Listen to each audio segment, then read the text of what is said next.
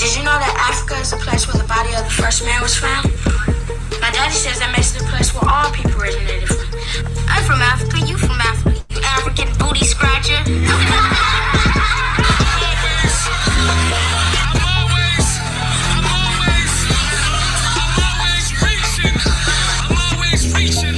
We make niggas disappear like that triangle out Bermuda.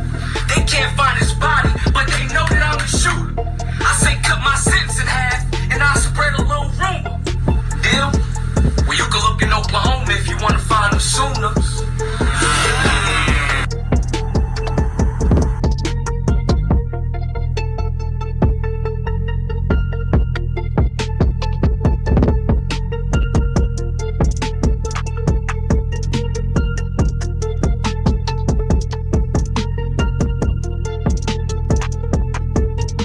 Yeah, this song is dedicated to you niggas who forgot where the fuck you came from. You dog check, mouth trick, and bitch who can't run shit but the bullshit you stressing backwards. Meaning behind my motherfucking eyes. Y'all niggas ain't no killers. Real killers have no alibis. Drop that shit. Y'all niggas ain't no killers. Y'all niggas some hoes. Y'all niggas ain't no killers. Y'all niggas ain't no killers. Y'all niggas some hoes. Y'all niggas ain't no killers. So trust you haters one by one. Deep inside we fucking come. Rat, tat, tat, tat. Big sack full of Teflons. Deep into my mask, I'm leaving my eyebrows down. It ain't no love in my facial expressions. Murder frowns when it touch.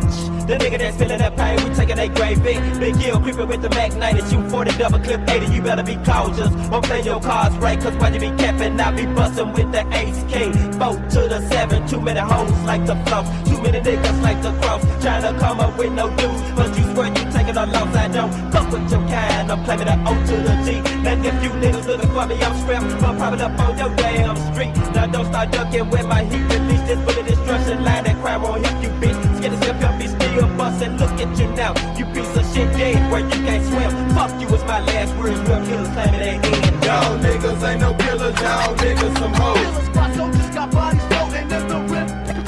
Y'all niggas ain't no killers. Y'all niggas some hoes. Y'all niggas ain't no killers. Y'all niggas some hoes.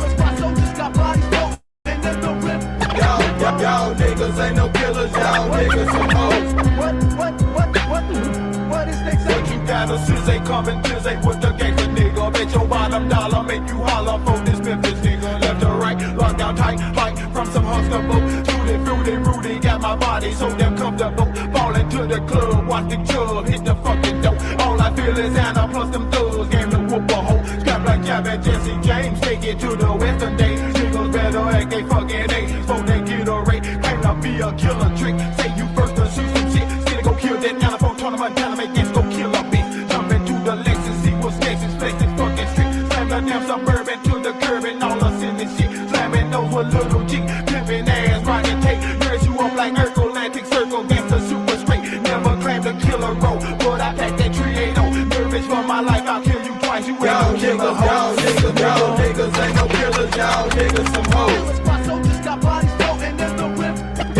Y'all niggas ain't no killers. Y'all niggas some hoes. Y'all niggas ain't no killers. Y'all niggas some hoes. Y'all niggas ain't no killers. Y'all niggas some hoes. What is next?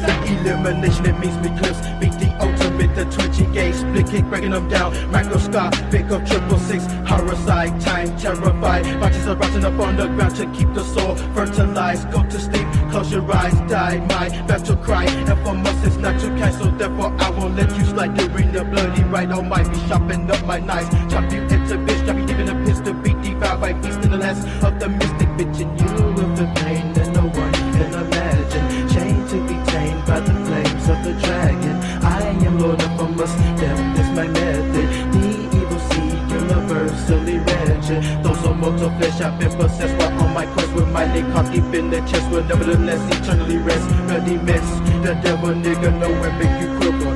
Y'all niggas ain't no killers. Y'all niggas some hoes. Y'all niggas ain't no killers. Y'all niggas some hoes. What is next? Y'all niggas ain't no killers. Y'all niggas some hoes. Y'all niggas ain't no killers, y'all niggas some hoes. What is they This is for you backstabbing bitches that be calling me straight. You got a bank and a nigga like me ain't they shit all day. But you's a jealous hearted nigga that wanna see a player fall. Now have you ever robbed, shot, and killed somebody, nigga? Hell no. You need to think, have you ever said something about a murderer, pimp player that's causing so much drama when I blast? Calling yourself a killer, fake that pillar, hat that bitch. Jive turkey, skin the bill, smoking and stroking that water by the campfire tree. Murderer, bumming these bitches down. Terrorist that when we keep on clowns, laying they ass down. Clown, jump, Lincoln, fucking town. Never leave your niggas back or ditch that Memphis bitch we thick. Give it some family, causing a tragedy, doesn't appear that flow no shit. It ain't no squashing in my heart, motherfucker, show some courage. Or get your ass shot up like a buster with a violent gust of wind. From my nigga Rossa Ruger. Counterfeit high power cowards, y'all ain't no killer. Y'all niggas ain't no killers, y'all niggas ain't no killers. Y'all niggas ain't no killers, y'all niggas ain't no killers, y'all niggas ain't no killers, y'all niggas ain't no killers, y'all niggas ain't no killers, y'all niggas some hoes. Y'all niggas ain't no killers, y'all niggas ain't no killers, y'all niggas ain't no killers, y'all niggas ain't no killers, y'all niggas ain't no killers, y'all niggas ain't no killers, y'all niggas ain't no killers, y'all niggas some hoes. Y'all niggas ain't no killers, y'all niggas some hoes. Y'all niggas ain't no killers, y'all niggas some hoes. What is they say? Y'all niggas ain't no killers, y'all niggas some hoes. What is they say? Y'all niggas ain't no killers, y'all niggas some hoes. Y'all niggas ain't no killers, y'all niggas some hoes. Y'all niggas ain't no killers, y'all niggas some hoes. Y'all niggas ain't no killers. Y'all niggas ain't no killers. Y'all niggas ain't no killers. Y'all niggas some hoes. I ain't fearing none. Y'all niggas ain't no killers. Y'all niggas some hoes. Y'all niggas ain't no killers. Y'all niggas some hoes.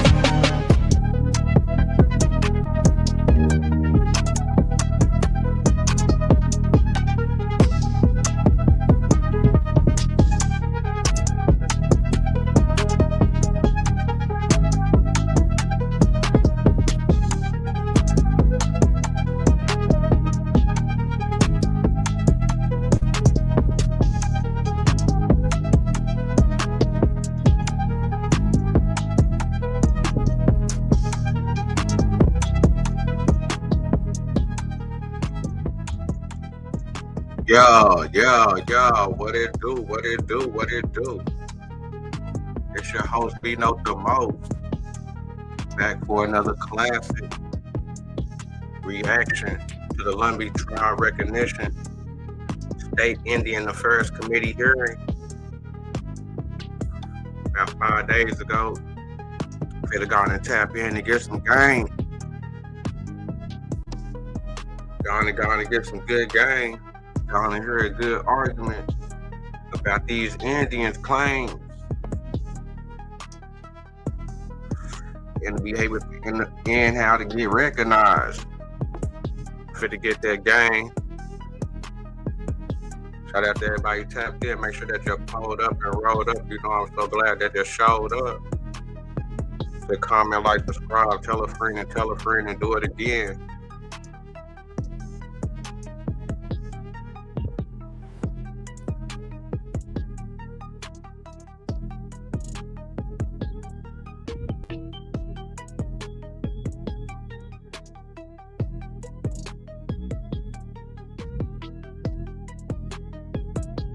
S-107, the Lumbee Fairness Act. It's introduced by our friend and colleague, Senator Tom Tillis. This bill represents the latest effort in the Lumbee tribe's more than 120-year quest for full federal recognition. An identical companion measure passed the House of Representatives earlier this year. It's been incorporated as an amendment into the House version of the National Defense Authorization Act. President Trump has also expressed support for federal recognition of the Lumbee tribe in a presidential memorandum. Man, shout out to President Trump coming through trying to give recognition to the tribes that being hated on by the government. All these hating bust-ass niggas hating on Trump, but they'll support a Nazi's angle on history or scientists' angle, bias angles towards Black people of America. So shout out to President Trump for showing love to the gang. He declared it, quote, the policy of the United States to support full federal recognition of the Lumbee tribe of North Carolina, including granting the tribe eligibility to receive all associated federal benefits.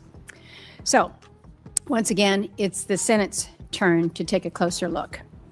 This committee has had a long history of examining and debating the federal recognition process for tribes, including whether recognition should occur through the administrative process at the Department of Interior's Office of Federal Acknowledgement under Part 83 or through direct congressional action.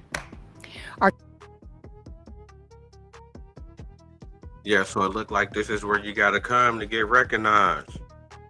Everybody talking about their Indian. Everybody talking about they from the turf.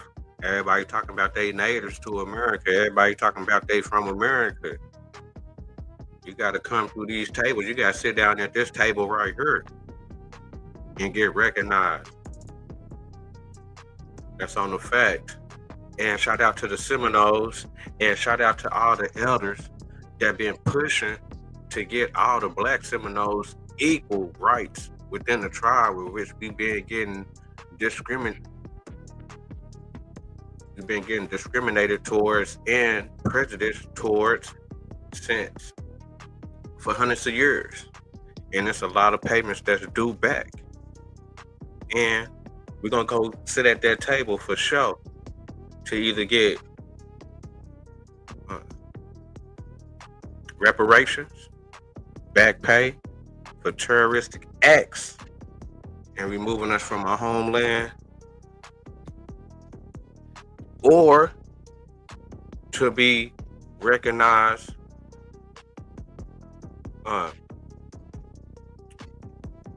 different from the Seminoles, but recognized fully from the historical point. But not the Seminoles, something else. But from that, what's the word I'm trying to look for? I'm gonna say delineate, but something like that. But as far as starting our own recognized tribe, but with historical documentation, you know what I'm saying, and culture, but to be able to stamp, you know what I'm saying, the Black Seminoles as a government recognized tribe. The committee has also heard arguments that favor and oppose Lumbee going through the administrative process at Interior under Part 83 versus the congressional legislative recognition process. So today's hearing continues that work with respect to the Lumbee tribe. I think it's important to remember that Congress has never given up its constitutional authority to decide whether a group constitutes a tribe. As recently as 2019, Congress granted full federal recognition to 4 tribes through passage of the NDAA. And since 1978, when the Interior established its administrative process, Congress has recognized at least 39 tribes. So this is serious work, and it's work that I take seriously both as a senator and as chairman of this committee. Full federal recognition establishes a government-to-government relationship between the United States and the tribe, and it also creates a fiduciary trust responsibility on the part of the federal government to the tribe and to its members. That's what it's gonna create when you go at the table and sit down. Niggas talking about they Indians, talking about they Americans, talking about they Aboriginals from America. Gotta go get recognized. It's the process. These is the folks. Rewind that back real quick. So this is serious work, and it's work that I take seriously both as a senator and as chairman of this committee. Full federal recognition establishes a government-to-government relationship between the United States and the tribe, and it also creates a fiduciary trust responsibility on the part of the federal government to the tribe and to its members. Recognition makes a tribe eligible for the special programs and services that the United States provides to Native peoples because of their status as Indians.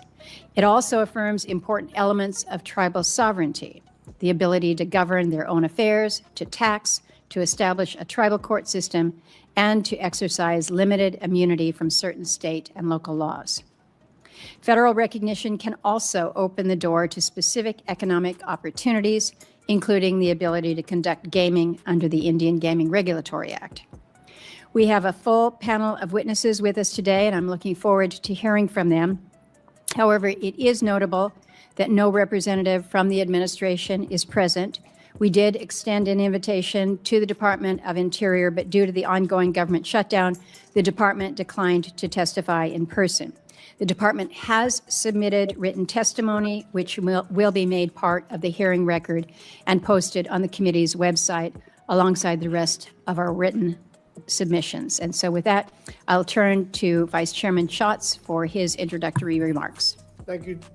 Thank you, Chair Murkowski, for calling today's hearing on the Lumbee Fairness Act. Congress's authority over Indian affairs is broad. It is enshrined in the Constitution, and it is plenary. One of our most sacred duties in the exercise of this authority is federal acknowledgement. We do this by either delegating our power to the executive or directly recognizing tribes by statute. Either way, federal recognition forms the basis for a tribal government-to-government relationship with the United States that is political in nature and incredibly powerful. To put this congressional power into historical context, until 1871, the United States carried out its Indian policy through treaty negotiations. Treaty making was replaced in favor of the legislative process that we use today. Over 100. So from up to 1871, they was doing treaties. They stopped the treaties in 1871. 50 years. To put this congressional power into historical context, until 1871, the United States carried out its Indian policy through treaty negotiations. Treaty making was replaced in favor of the legislative process that we use today. Over 150 years, Congress has federally recognized just 39 tribes. So it's especially poignant that since 1888, Congress has considered dozens of bills related to the Lumbee tribe and our federal obligations to them. A majority have been on Lumbee recognition alone, including Senator Tillis's S-107, bipartisan legislation that I am a co-sponsor of. The House of Representatives has passed several Lumbee recognition bills, and the Senate has had multiple hearings over several decades. We're here today to continue to build on that record. Each time we have a hearing on federal recognition for the Lumbee tribe, we learn more. This is a deliberative process, as it should be. Federal recognition of a government-to-government relationship between sovereigns is rare, and that's because no aspect of congressional power over Indian affairs is greater than our ability to recognize tribal relations with the United States. Thank you to our witnesses for being here today, and I look forward to your testimony and the opportunity to add to the record. Build a website you love with Wix. For your words. Thank you, Vice Chairman Schatz. Senator Mullen, give you the courtesy of any comments if you wish, but otherwise we'll turn to our colleague. And Phyllis is very impatient, and I don't want to get in his way. He kind of gets grumpy. I like Senator Mullen. We will immediately turn it over to the sponsor of the bill, Senator Tillis. Thanks for coming over to the committee. You may proceed with your remarks, and welcome. Thank you. Chair Murkowski, Vice Chair Schatz, Senator Mullen, and distinguished members of the committee, on behalf of Senator Budd, myself, and members of the North Carolina congressional delegation, I want to thank you for the opportunity to speak in support of the Lumbee Fairness Act. This issue has come before Congress many times over the decades, but never with this level of unity and support. These days, it's rare to see Republicans and Democrats come together on anything. But when it comes to Lumbee recognition, the support is overwhelming and it's bipartisan. We're talking about support from President Donald J. Trump, President Biden, Vice President J.D. Vance, former Vice President Kamala Harris, Governor Josh Stein, the North Carolina General Assembly, and nearly every member of our state's congressional. This is the right time to go holler at your senators. Get all the evidence that you can gather up. And do you. I'm gathering evidence.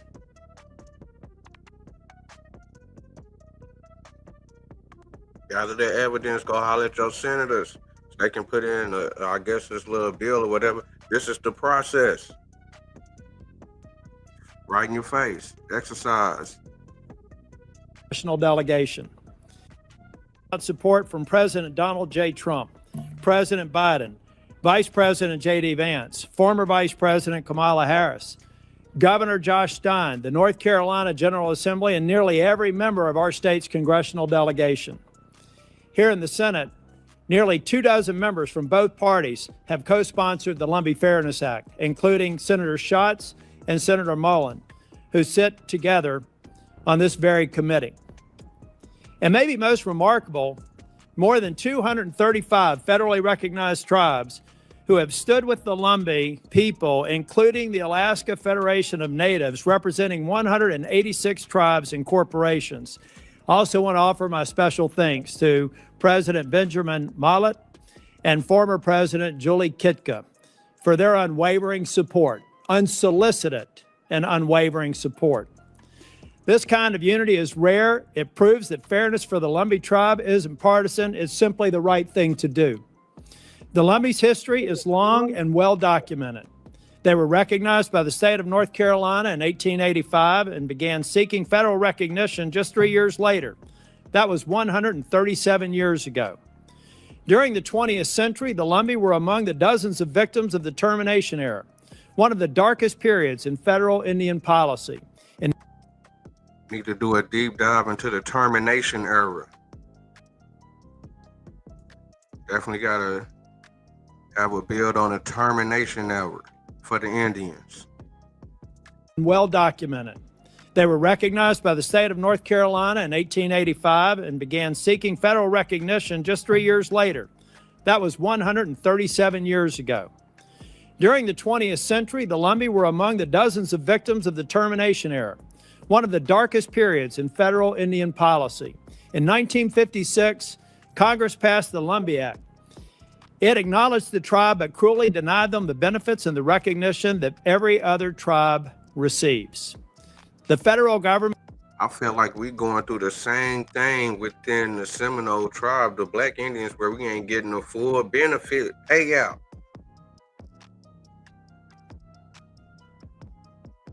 We're going through the same thing. But I guess we in the tribe, but it's like some fugazi type shit on paperwork. It's kind of goofy. Has since worked to correct the grave injustices of the termination era for nearly every single tribe, except for the Lumbee. Time and again, the Lumbee have proven their case. The records are filled with testimonies, studies, and reports that all lead to one conclusion. The Lumbee are a tribe fully deserving of federal recognition. The House has acknowledged that repeatedly, passing Lumbee recognition with broad bipartisan support in every Congress since the 116th. This year, it was unanimously included in the House-passed NDAA without a single voice of opposition. It's the exact same dress my mom wore. Yeah, I found it on eBay. Trying to tell you this the right time. In 2022, I promised to identify and expose the small but persistent opposition to this bill. I've done that homework. What I've found is simple. A small handful of well-funded tribes hiring high-priced DC lobbyists to spin half-truths and stir fear, motivated by profit, not principle. At the center of that opposition is the Eastern Band of the Cherokee Indians, who I assume you'll hear from today, and their constituents of North Carolina, and their lead advisor, William Pipestem. So he's saying that the East Band Cherokee is hating on the Lumbee, saying that they sending in lobbyists and they doing this and that to be able to discourage the government from recognize the Lumbee tribe because of the money. Plain and simple, their opposition is rooted in financial self-interest. And that's their right. But let's not pretend it's anything more than that. The Eastern Band has opposed nearly every recognition effort in their geographic vicinity that might affect their financial interest. And I feel like that's the same thing we going through within the Black Seminoles, because they try to say that it's going to be too many Black people joining in that really ain't supposed to be joining in. And I lightweight feel that, because it's a lot of flu gauges running around this motherfucker faking like a motherfucker. But fuck that. Niggas that being here holding it down, niggas gotta get recognized. Niggas can get to that other shit later on. But the motherfuckers that being here putting it down, niggas gotta break that off. They even tried to block the Catawba tribe's land and trust application and lost, something I also supported. Now they're running the same playbook against the Lumbee. But let's not pretend it's anything more than that. The Eastern Band has opposed nearly every recognition effort in their geographic vicinity that might affect their financial interest. They even tried to block the Catawba tribe's land and trust application and lost, something I also supported. Now they're running the land and trust. I be hearing a lot of people talking about the land and trust. The land and trust. People be trying to figure out that whole little get down, and they doing something with it. It's Chinese to me, but it's definitely something that I'm gonna have to master. Shout out to the people that's beyond that though, for real though, because they ahead of their game. I mean, because they ahead of their time, for real. The same application and lost, something They even tried to block the Catawba tribe's land and trust application and lost, something I also supported. Now they're running the same playbook against the Lumbee. They're spending millions of dollars on lobbyists and pay-for-play reports that have been discredited and condemned by the National Congress of the American Indians. It's disappointing to see this kind of money wasted on tearing down other tribes instead of lifting up their own people. However, the lobbying has failed. The ship has already sailed and it's headed full speed towards Lumbee recognition. Today, you'll hear the same tiring talking points, that this is somehow sets a bad precedent, that Congress should sit back and just let the Interior Department handle it. That argument doesn't hold water. Recognition through Congress is the precedent. It is the norm. Since 1978, twice as recognition through Congress. That is the way. There's two ways they say you gotta go. Recognition through Congress, and it's another way they're gonna talk about it. But he pushing the line, for real. Many try to handle it. That argument doesn't hold water. Recognition through Congress is the precedent. It is the norm. Since 1978, twice as many tribes have been recognized by Congress as through the administrative process. Congress has recognized tribes by legislation many times, including the Little Shell Tribe of the Chippewa Indians and the FY22 NDAA and 6 Virginia tribes in 2017. I supported both because it was the right thing to do. Next month will mark 25 years. Well, they support the Black Indians fighting for recognition, and understand that the Black Indians was automatically labeled as slavery and didn't have to where they just stripped us from our land to where they say, nah, y'all really, y'all slaves, y'all don't have no land rights at all. Plus, y'all look like some niggas from Africa. Is the government gonna recognize the Black Indians when we go to the Senate?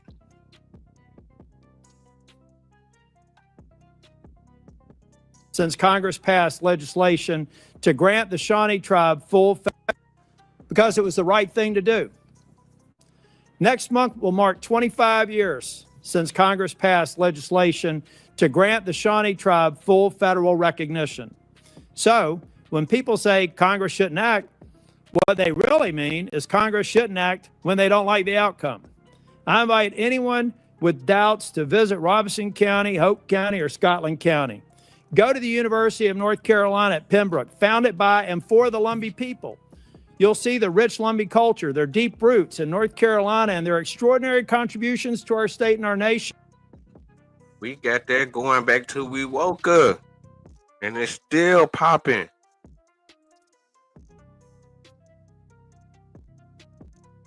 But it been hella prejudice and hella discrimination towards the Black Indians. Are they gonna recognize? Are the Black Indians gonna be able to be federally recognized when we come with documentation, history? Are they gonna say, because we just heard from a senator that's from my state, Oklahoma, give it up?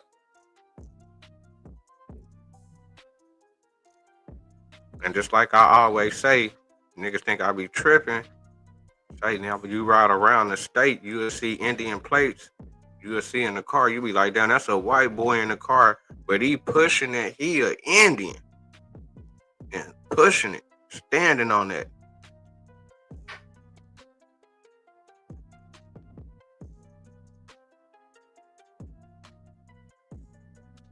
See, but my fight also is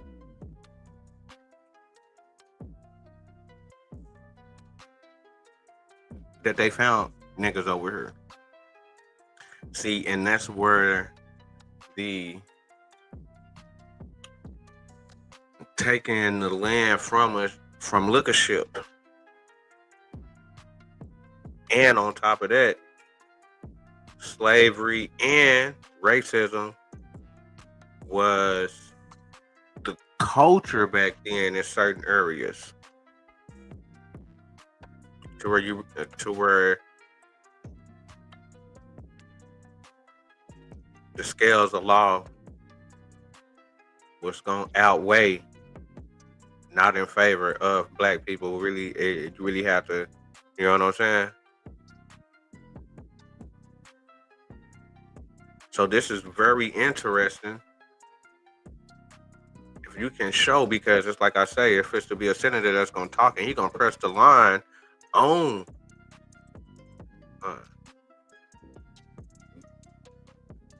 guess the Cherokee Indian, and gonna lightweight tell him he ain't from Cherokee because they didn't come to Oklahoma, because they didn't walk.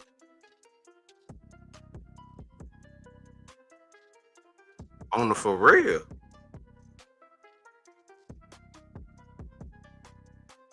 So just like I say, man, this is the time, because you know what I'm saying. But then again, the Black Indians got a whole different fight, because niggas are saying, some niggas are saying niggas from here, some niggas ain't. But for the niggas that's saying they from here, you still gotta push that line, because the documentation is here for sure. You'll find a community defined by pride and resilience and service. Educators, first responders, healthcare professionals, small business owners, and farmers. And situated just miles from Fort Bragg, the largest military installation in the world, you'll meet countless Lumbees and veterans who have served our country honorably and for generations. They've done everything this nation has ever asked of them, and all they ask in return is fairness. I do know one leader who's visited Robeson County and has stood with the Lumbee people, and that's President Trump. Just 3 days into a second term, President Trump made it the official policy of the United States government to support full federal recognition of the Lumbee tribe. That includes access to every federal benefit that they've earned, and now is the time for Congress to act. The Lumbee people have waited long enough. They don't. Man, shout out to President Trump. I'm first to start doing some videos and showing a little bit of my little evidence and saying, Trump, is you gonna make sure that the Black Indians get recognized, because we got documentation, and just start throwing little shit out there. Government, is y'all gonna start hey, what's going on? They doing us bad over here. what's going on. We got documentation. And they not splitting up their money how they said they were supposed to. We need a motherfucking case or something.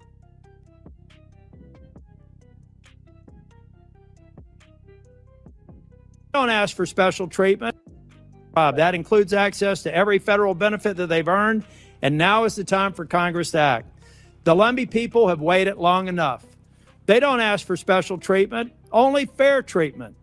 They've earned and deserve full federal recognition, and to my friends and colleagues on this committee, I hope you understand just how important this is, not only to the Lumbee tribe and the people of North Carolina, but to me personally. Madam Chair, I'm about to wrap it up. I know I'm over time, but I really need to emphasize what personal means to me. I became Speaker in 2011, and shortly after I became Speaker, I met none other than the now Chief. He was Principal Chief at the time, left and is back, Michelle Hicks. He came in to tell me the story about the Cherokee and how they needed a negotiated compact, a new compact. And I told the chief at the time, I said, I need to study this, but quite honestly, I'm embarrassed to say I don't know much about your story in North Carolina. So I took time to figure out that story. And this bill and that study and the right that I wanted the wrong that I wanted to fix there was embodied in a bill that was passed by none other than me, and it's the only bill in the entire time I was Speaker of the House that I'd allowed to go to the floor that did not have a Republican majority vote. And thankfully, Congressman Tim Moore, who was my Rules Chair at the time, was able to shepherd this through and create a transformational result for the Eastern Band of the Cherokee. Now, 2 years later, I discovered the Lumbee tribe, and I realized that they were working hard to maintain their culture and to do everything that they could if they were to go through the administrative process to prove that they'd done the homework, which is why I signed another bill making sure that their cultural heritage could be maintained and continue to go through the process that they were prepared to go through. But the defect in the statutes is going to prevent this from happening. The only way this happens is through federal recognition and through an act of Congress. So, Madam Chair, I appreciate your leadership, and I've appreciated federal recognition through act of Congress. The administration process. Get your paperwork together. Go holler at your senator. And do you.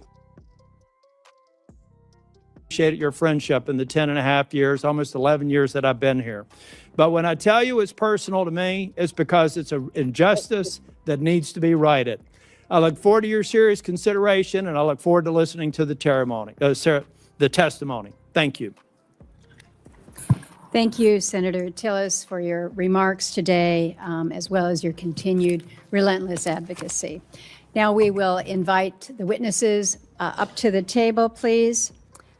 We will have the Honorable John Lowry. Mr. Lowry is the chairman of the Lumbee tribe from Pembroke, North Carolina. We have Arlinda,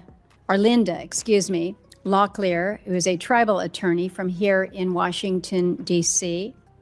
We have the Honorable Michelle Hicks, who is the principal chief of the Eastern Band of Cherokee Indians from Cherokee, North Carolina, as well as the Honorable Ben Barnes, who is the chief of the Shawnee tribe from Miami, Oklahoma.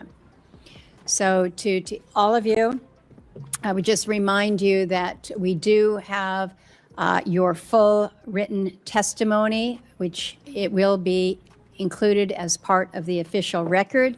We would ask that you keep your comments to no more than 5 minutes so that we've got plenty of time for members to ask questions. So I introduced you going in this direction, so we will just continue it beginning with you, Mr. Lowry. Welcome to the committee, and you may proceed. Chairwoman Murkowski, Vice Chairman Schatz, Senator Mullen, thank you for convening this hearing today and for the opportunity to speak in support of S-107, the Lumbee Fairness Act. I am John Lowry, Chairman of the Lumbee Tribe. The Lumbee Tribe has a long-standing appreciation for the vital work of the Senate Committee on Indian Affairs. Over the past 30 years, we have benefited from at least 9 hearings before this committee. Throughout the time, we have received strong support from past committee chairs such as Senators Ben Knight Horse Campbell, Daniel Inouye, Daniel Akaka, John McCain, Byron Dorgan, and many others who are true friends of Indian country. Senators, please know that your commitment to tribes and your attention to the Lumbee are deeply valued and appreciated. I am also proud to highlight the tireless efforts of North Carolina Senior Senator Tom Tillis on behalf of the Lumbee Fairness Act. Alongside Senator Ted Budd, they have championed and sponsored the cause of full federal recognition for our tribe, following the bipartisan footsteps of North Carolina Senators Terry Sanford, Elizabeth Dole, and Richard Burr. As you're aware, the House of Representatives has again taken action on our legislation. Led by Congressman David Rouser and with the support of nearly the entire North Carolina delegation, H.R. 474 was included as an amendment to fiscal year 2026 National Defense Authorization Act. And just this morning, President Trump issued a statement supporting the advancement of full federal recognition of the great Lumbee tribe of North Carolina. I would like to point out also that we have Catawba Nation Chief Brian Harris and Assistant Chief Patricia Leach with us today. They are our brothers and sisters directly to the west of us who we share a close bond. We also have Chief Keith Anderson of the Nesman Indian Nation of Virginia, who are our brothers and sisters to our north. They are all standing in solidarity with the Lumbee people. Behind me are members of the Lumbee Warriors Association, who are veterans of the United States Armed Forces, and we also have numerous Purple Heart recipients, including Mr. Rudy Locklear. Their service exemplifies the patriotism and love of country that defines us as a people. Senators, my roots run deep in Lumbee history. I'm a direct descendant of Henry Berry Lowry, who during the Civil War led a campaign against the Confederate Home Guard as they encroached on Lumbee land and conscripted our Indian people. Henry witnessed the murder of his father and brother, execution style, by Confederate leaders, and he vowed revenge. My great-grandfather's grandfather and members of the Lowry gang fought back against those who sought to oppress and steal from us. Additionally, I'm a descendant of Solomon Locklear Sr., one of the 44 tribal leaders who in 1888 petitioned Congress to recognize the Lumbee tribe, an essential step towards securing federal funding for our children's education. Today, 137 years later, I stand before you once again to advocate for justice and equal treatment through full federal recognition. In 1956, the United States Congress passed the Lumbee Act. Sadly, that law was enacted during the height of the federal Indian termination era, a period when the federal government was actively ending tribes' legal relationships with the United States. While the 1956 Act says that we are Lumbee Indians, and also included language stating that our tribe, the Lumbee Indians, were not eligible for full services or benefits. The language specifically says, nothing in this act shall make such Indians eligible for any services performed by the United States for Indians because of their status as Indians. And none of the statutes of the United States which affect Indians because of their status as Indians shall be applicable to the Lumbee Indians. This problematic language of the termination era continues to hinder us today, placing the Lumbee in a legal limbo that only Congress can resolve. There is no bureaucratic process that can amend what Congress has legislated. Thankfully, since the end of termination, Congress has repeatedly taken steps to undo these unjust laws and move toward self-determination. I am confident that this year, Congress will finally amend this law, this flawed law, and extend the full services and benefits that the Lumbee deserve. A tribe's legal status should be clear, concise, and unambiguous, and the Lumbee Fairness Act ensures this for our tribe. In 1958, just 2 years after the Lumbee Act, the Ku Klux Klan attempted to intimidate our community by rallying in Lumbee territory and burning the cross. However, that night, more than 100 tribal members, many of whom were World War II veterans, stood ready, armed with rifles and shotguns, and successfully drove the Klan away. It is only by the grace of God that no lives were lost that night, and the headlines across the country bore witness to the resilience of the Lumbee Indians. Today, I stand before you as a leader of a people who have never been afraid to fight, to stand our ground, and to resist oppression. When we are pushed, we push back. As a descendant of Henry Berry, Solomon, and the brave Lumbee who faced down the KKK, I urge you all to act now to do everything within your power to pass the Lumbee Fairness Act and eliminate the harmful termination era language. Henry, Solomon, my grandparents, my father, and many others are no longer with us. Senators Sanford, Inouye, Akaka, McCain have all passed on. Senator Dole was in her twilight years.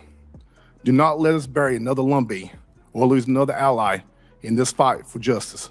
Congress must move to ensure the Lumbee Indians are no longer second-class natives in our own land. Thank you. And Chair, I would like to submit to record a comprehensive list of resolutions and letters from federally recognized tribes and tribal entities that support Lumbee recognition. List includes Catawba, Tunica Biloxi, Oneida Nation of Wisconsin, Pascagoula, Mashantucket Pequots, and many more. Thank you. And that's the same line we pushing within the Black Seminoles being treated as second-class citizens on our own land, not getting the same equal rights and same benefits as the other Seminoles. That's a fact. We'll include that as part of the record. Thank you, Chairman Lowry. Ms. Locklear, welcome. NSS 4. Sleeker, faster, smarter. Marking them good. Drop them out. We'll try again. Thank you very much. We appreciate the opportunity to speak again today. My name is Arlinda Locklear. I have been an attorney working with the tribe on this effort since 1988. So I've been at it for a few of those times that the chairman has referred to, as well as other witnesses today. We have had multiple hearings and multiple opportunities to act and to give justice to the Lumbee people since 1899, when the first federal legislation was introduced. All of those bills have failed. And let me tell you, that has been a heartbreaking process for the Lumbee people. But we owe a vote of thanks to this committee in particular, because as a result of that process, you have developed the richest record that exists for any non-federally recognized tribe in this country. We have a record that allows you to proceed with the enactment of the S-107 with full confidence that by doing so, you would extend full federal recognition to a tribe that truly exists as such. The most important document that's in that long, rich record is a report that was asked for, sought by this committee, and submitted in 1915 by Special Indian Agent O.M. McPherson. We have particularly his record, which I have with me today, as well as the testimony of multiple expert witnesses over the last 100 years that give you the body of evidence to prove tribal existence. I think it's worth noting the quality of the experts and the preeminence of their appearance here and the testimony that they provided in support of federal recognition. We are honored to include among that group Dr. Jack Campisi, who has probably authored more petitions in the administrative process than any other expert. We include also Dr. Sturdivant, who was the general editor for the authoritative Smithsonian Handbook of North American Indians. We include among that group Dr. Ray Fogelson, who is no longer with us, but Dr. Fogelson was the editor for the Southeast volume in particular of the Smithsonian Handbook of North American Indians. And we count among those experts Vine Deloria, who spoke eloquently in 1988 to this committee, in particular about political authority. What I would like to do this afternoon is summarize very briefly what the characteristics of tribal existence are and give you confidence in the record that you have already that establishes those criteria. In a Supreme Court decision in 1901 called Montoya versus the United States, the Supreme Court gave us guidance as to what an Indian tribe is. The Supreme Court indicated that an Indian tribe consists of a body of Indians of the same race. A body of Indians of the same race. Factor number one, who are united in a community in a particular territory. Who are united in a community in a particular territory. Factor number two, and who are united under one leadership or government. Factor number united under one leadership of government. Let me bring that back. That's how you get recognized. they talking about 1860 something. We going back to the 1700s with this, and we still being treated crazy. This is Number 3. we gotta. Of the same Indian tribe consists of. The Supreme Court indicated that an Indian tribe consists. What year they say? In a Supreme Court decision in 1901 called Montoya versus the United States, the Supreme Court gave us guidance as to what an Indian tribe is. The Supreme Court indicated that an Indian tribe consists of a body of Indians of the same race, factor number 1, who are united in a community of the same race. A body of Indians. What's the definition of an Indian? The inhabitants of the New World that's found by the Europeans.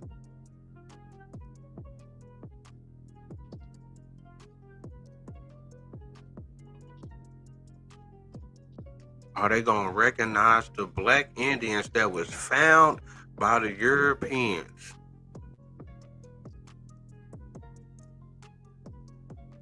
Particular the United States government, when they got control of Florida. The first Indian agent went into the villages and said, these are not runaway slaves. They know the culture, they speak the language, and they got leaders. How's we still being second class on our own land, and the government ain't came in and said, y'all on some bullshit, give them they bread? And these whole ass niggas done got on camera and said, we don't want the black stir because of the money.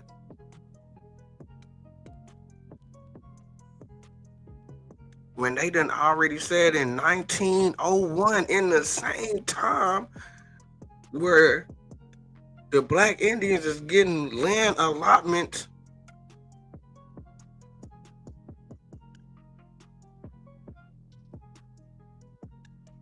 how's they still fighting against the black Seminoles?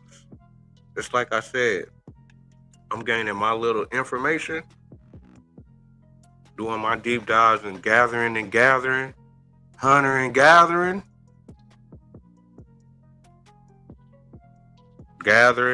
I'm going to gather, then I'm supposed to go hunt. I'm going to do it the other way. I'm going to gather, then go hunt.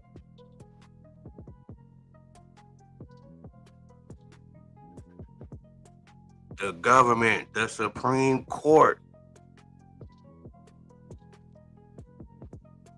to get fully recognized. That's on the fact. Because if they talking about 1880s, 1860, come on, man. Come on. And they say them is the three. I gotta bring that back. Them is the three things. Factor States. The Supreme Court gave us guidance as to what an Indian tribe is. The Supreme Court indicated that an Indian tribe consists of a body of Indians of the same race, factor number 1, who are united in a community in a particular territory, factor number 2, and who are united under one leadership or government, factor number 3. A few years later, in 1913, the Supreme Court spoke in United States versus Sandoval. And in that opinion, the court went to great lengths to confirm this body's pre-ultimate authority to make the decision on establishing a formal government-to-government relationship with an Indian tribe. It noted that that authority is limited only to those groups that are, quote, distinctly Indian communities. So we have some indication of what those criteria are. I would like to speak very briefly to those with regard to Lumbee.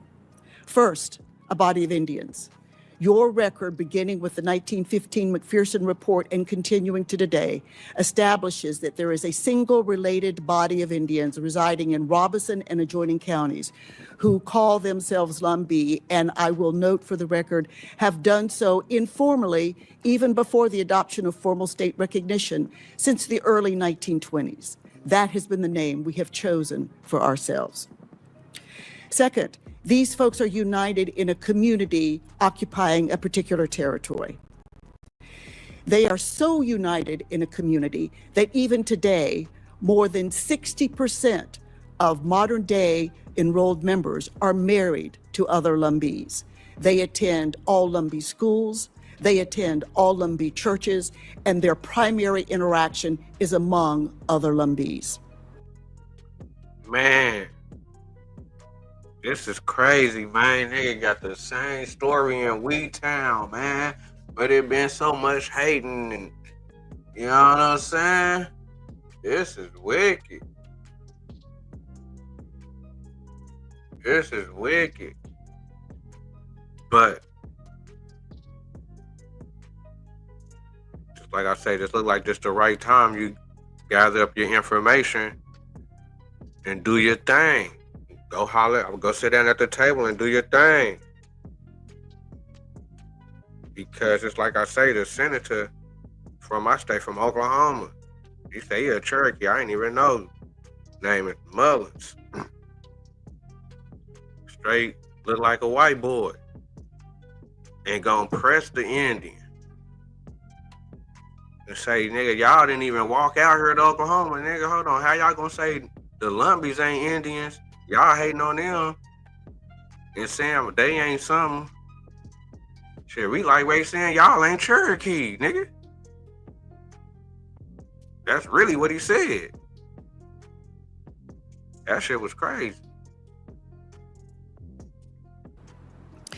They also occupy a territory that they've been 60% of modern day enrolled members are married to other Lumbees.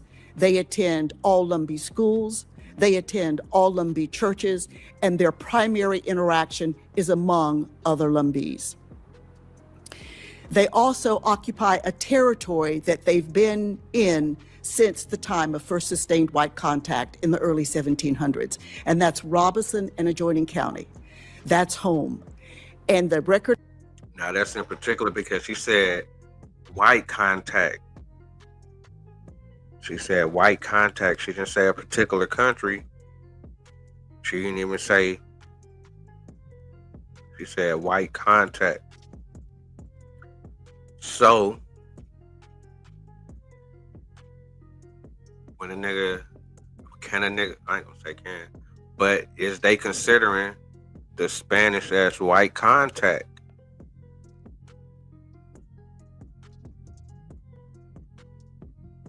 They said they got contact going back to the beginnings when they first touched down, what, 1600s? Hold on, what you say? Established since the time of first sustained white contact in the early 1700s, and that's Robeson and adjoining county. The early 1700s.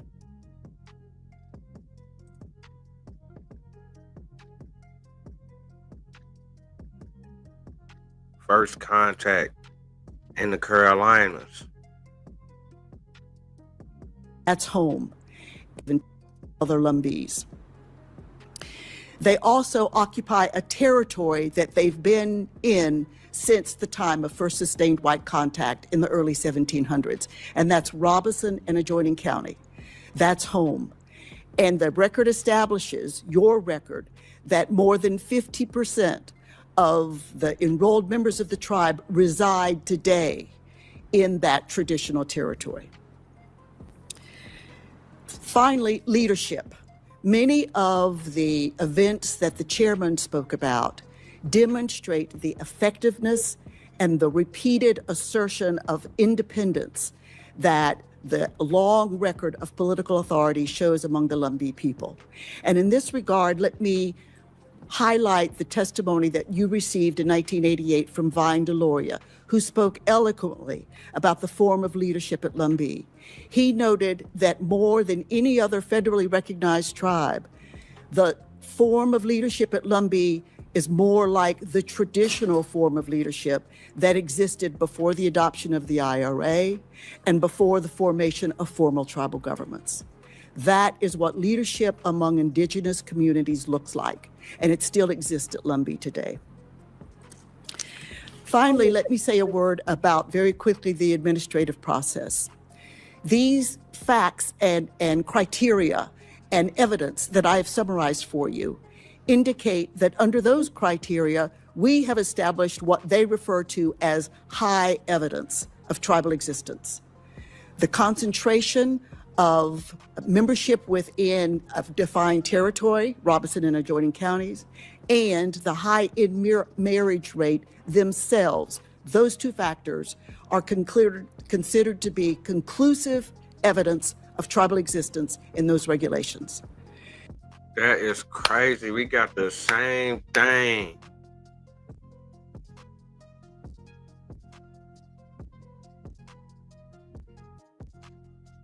Nigga, they been, this is, boy.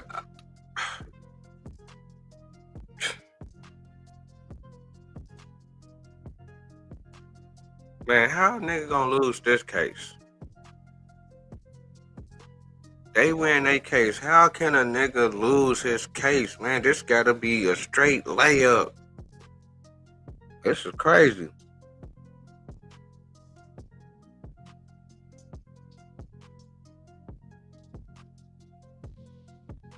I'm gonna have to holler at the elders and say, man, y'all gotta go down to the goddamn motherfucking Congress, nigga. Fuck the state, nigga. Fuck these goddamn Indians around here, nigga, in the council, nigga.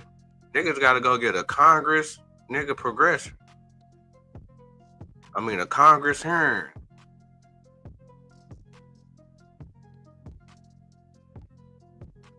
And put a case towards the Seminoles and say, hey, they done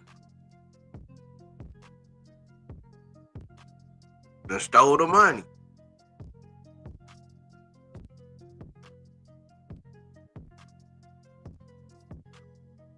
They done stole the money.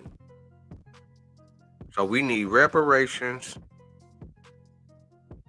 And for the terroristic acts of slavery, of taking our family away. Y'all talking about these immigrants and they kids and all that bullshit. Niggas been getting taken away around this motherfucker. Niggas talking about some straight bullshit right now. Documentation.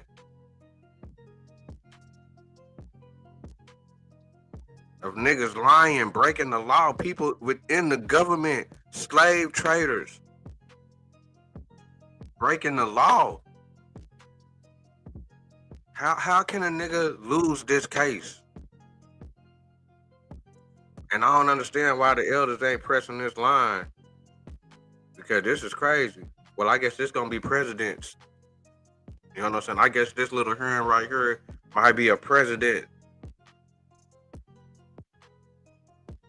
of being federally recognized.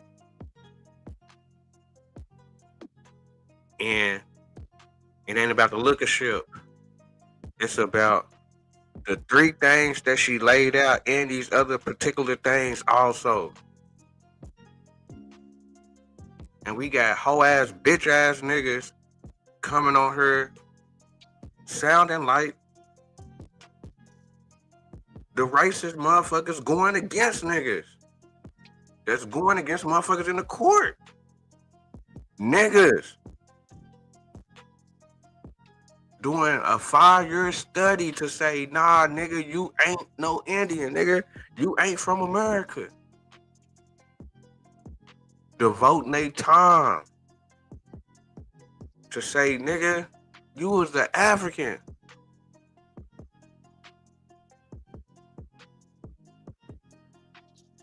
Nigga, if anything, a nigga, you're Masi, nigga. And I showed that on the fact going back to, man, I ain't interested in getting into all that shit right now. This is the president's case right here. Gather your paperwork. Go holler at your senators. Tell them your story. And tell them what the fuck been going on with your peoples.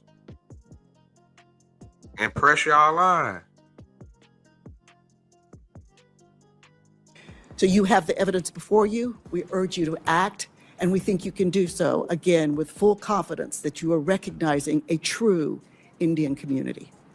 Thank you. Thank you, Ms. Locklear. Next turn to Chief Hicks. Welcome.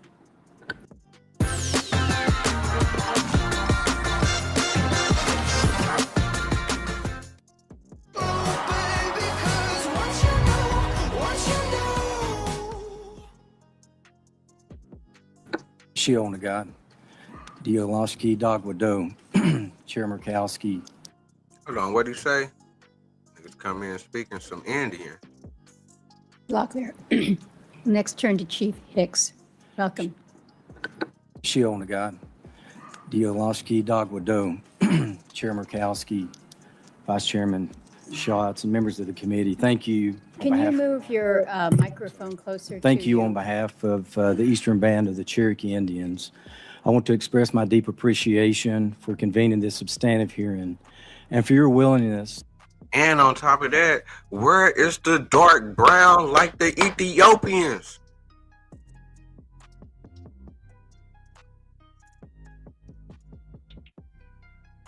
This nigga's not dark brown like the Ethiopians.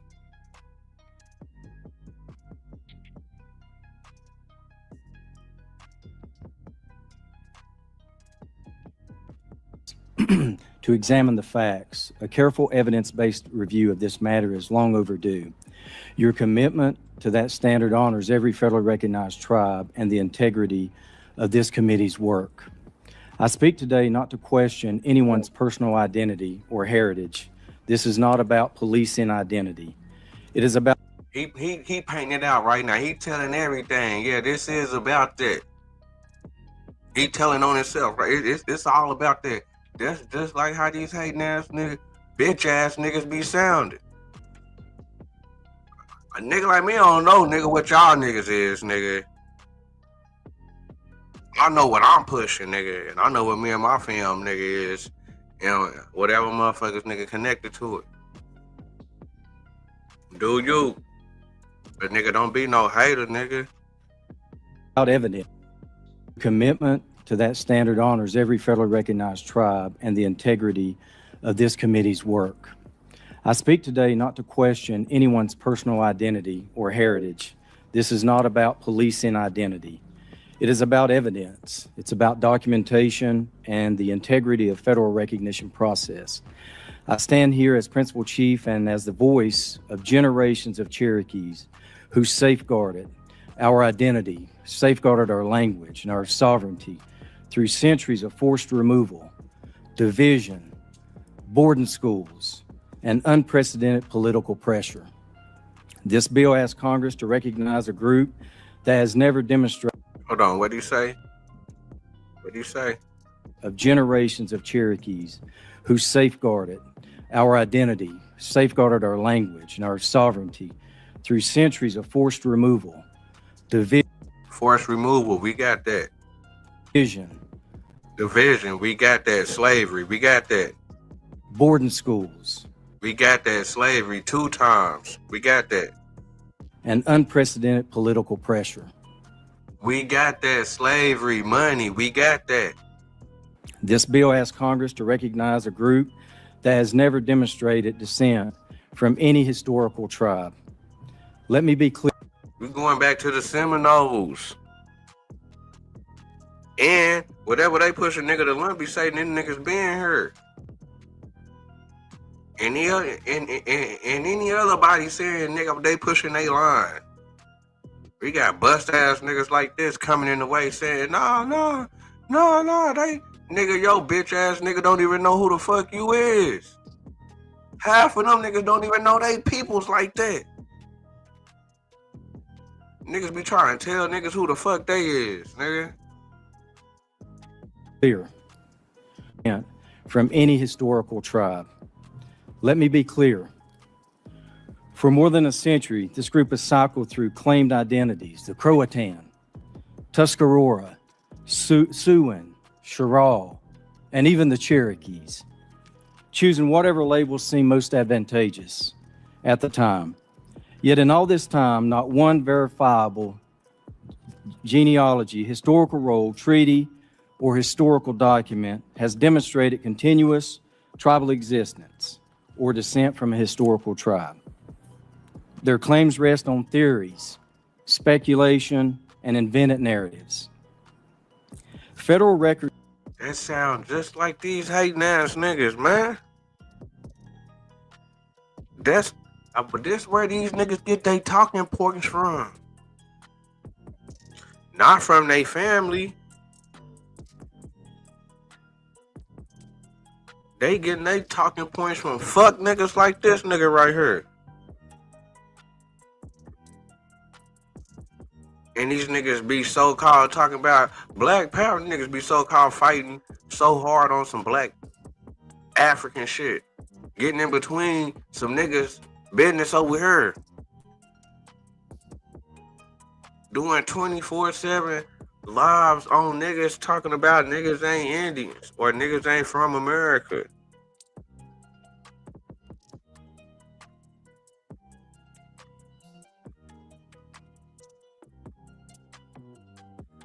A nigga ain't did no 24 live on no white boy that's saying he Indian and dogging them out and getting at them for months. They not doing that.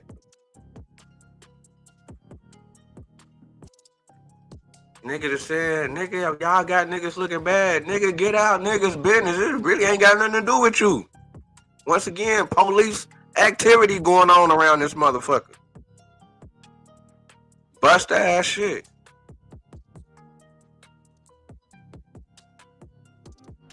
I can't fuck with. That's on the fact.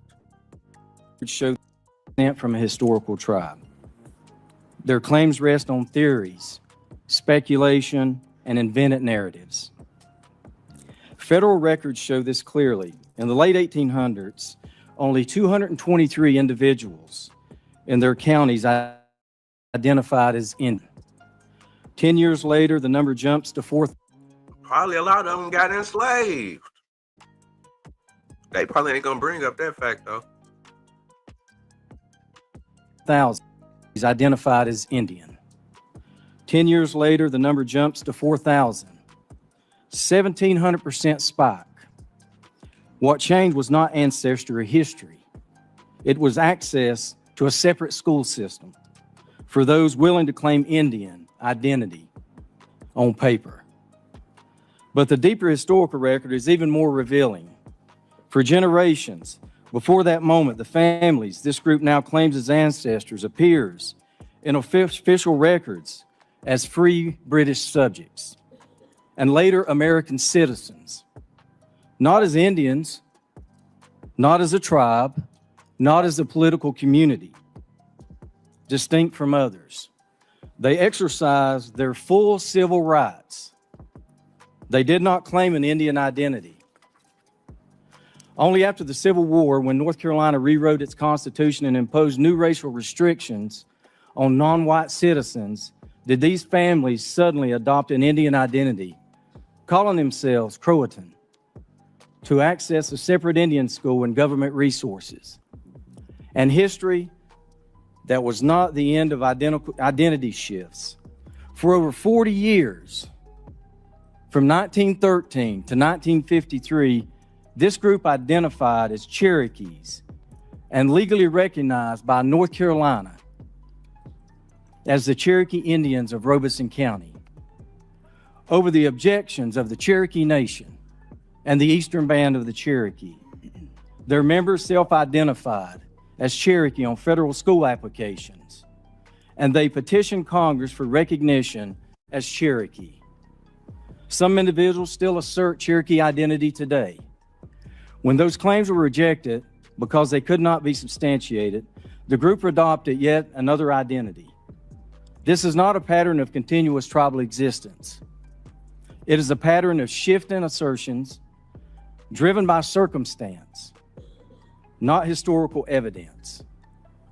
If Congress passes this bill, this group would be the first American in history to receive federal recognition without demonstrating any descent from a historical tribe. This is not fairness. It is abandonment of every safeguard that protects tribal sovereignty and identity. The Office of Federal Acknowledgement exists to ensure recognition. Decisions rely on proof, not assertion, documentation, not desire, historical truth, not political pressure. Recognition confirms a documented tribal reality. It does not create one. Congress has also been misled on the cost. Independent analysis shows the real price is in the billions. Diverting treaty-based resources away from tribes with proven history and legal rights. I want to state this plainly and respectfully. There's no tribal language. There's no treaty relationships, no continuous tribal government, no documented lineage to a historical tribe. We do not fear another tribe. I want to make that clear. We fear falsehood becoming federal law. If there is evidence, let it be presented. If there is a tribal origin, let the OFA confirm it. And if they meet the same standard every other tribe meets, we will welcome them to the group of federally recognized tribes. But Congress must legislate identity by replacing evidence with assertion. In conclusion, thank you in advance for insisting that proof matters and that federal recognition must remain grounded in the truth. On behalf of the Eastern Band of the Cherokee Indians, I urge you to hold the line, even though it's difficult. Protect the integrity of tribal sovereignty. Protect the integrity of federal recognition. Protect the principle that history and evidence still matter in the United States Congress. Shki, Data Daga Huyu, Hawa. And that's his argument from the hater. And don't that sound like a bitch ass nigga that I know named Sean Peckerwood, that all he do is suck dick. Niggas sound just like these bust ass niggas right here. All in the motherfucking way.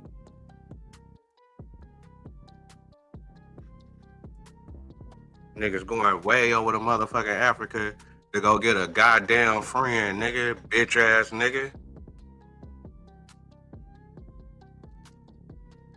And any other motherfucking nigga that's all in the nigga way too, hating ass niggas. Don't fuck with V-Note, nigga. Fuck out the way, nigga. Fake ass niggas. Chief Hicks, thank you. Thank you very much. Chief Barnes, welcome. Howenoki.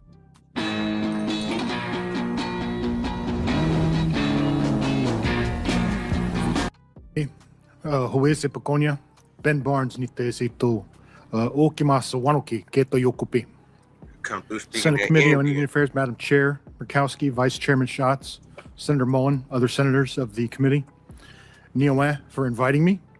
My name is Ben Barnes, Chief of the Shawnee Tribe and Chair of the United Indian Nations of Oklahoma, serving the 38 federally recognized tribal nations in Oklahoma. I also serve as the Chair of the National Native American Boarding School Healing Coalition. Let me begin with the truth that elders teach us. Sovereignty is the inheritance of survival, not the reward for claiming it. Our nations exist because our ancestors endured forced. Whole ass niggas, we survived, nigga. Fuck you talking about, nigga? Niggas still hating. All these motherfucking claims, do you say, nigga, we got the same claim, nigga?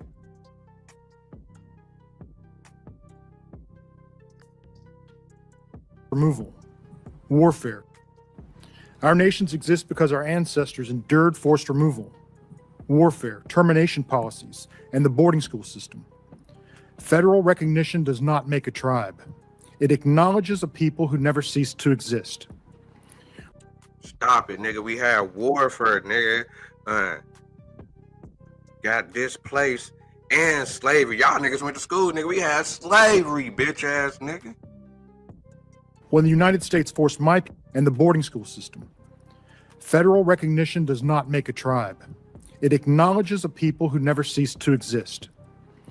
When the United States forced my people from Ohio through Kentucky and Missouri to Kansas and finally to Oklahoma, we did not reinvent ourselves at each river we came to. We remained Shawnee. We carried our ceremonies in secret. We kept our language alive in whispers. Our government lived in the hearts of our people, even when the United States wished it would just vanish.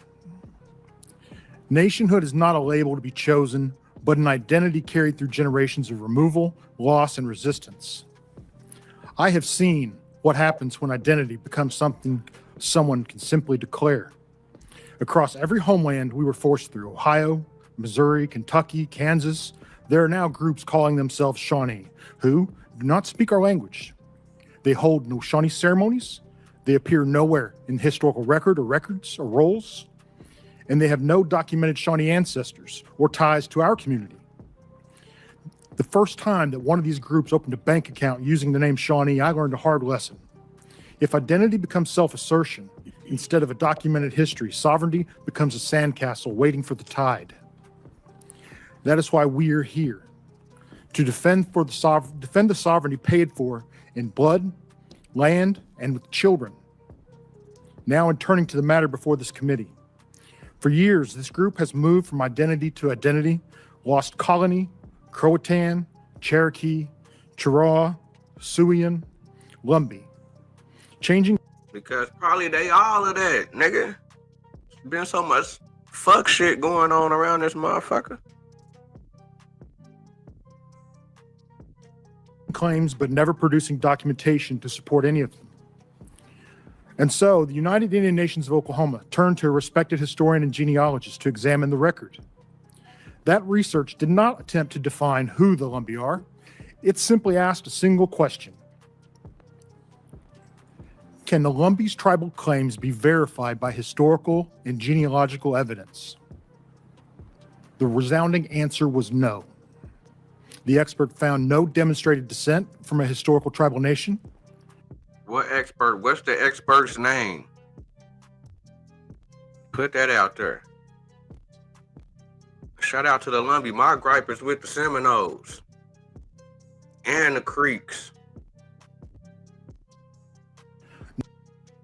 The expert found no demonstrated descent from a historical tribal nation, no continuous tribal government before the mid-20th century, no ancestral indigenous language community, and census records showing that ancestors identified as free persons under British and American law, but never as a tribal polity. These findings do not come from emotion or politics. They come from archives, from documents, and history. Build a website you love with Wix. For your words. Now I must speak from a sacred place, a place where grief and memory live in our communities.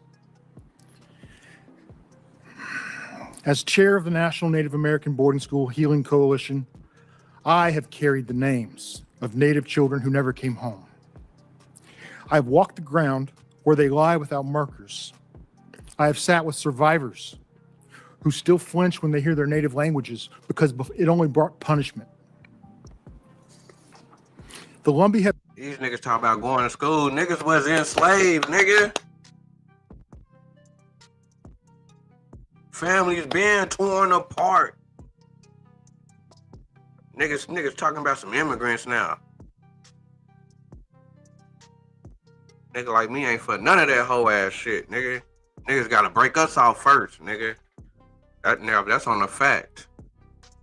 I've invoked boarding school history to claim indigeneity. But the record tells another story.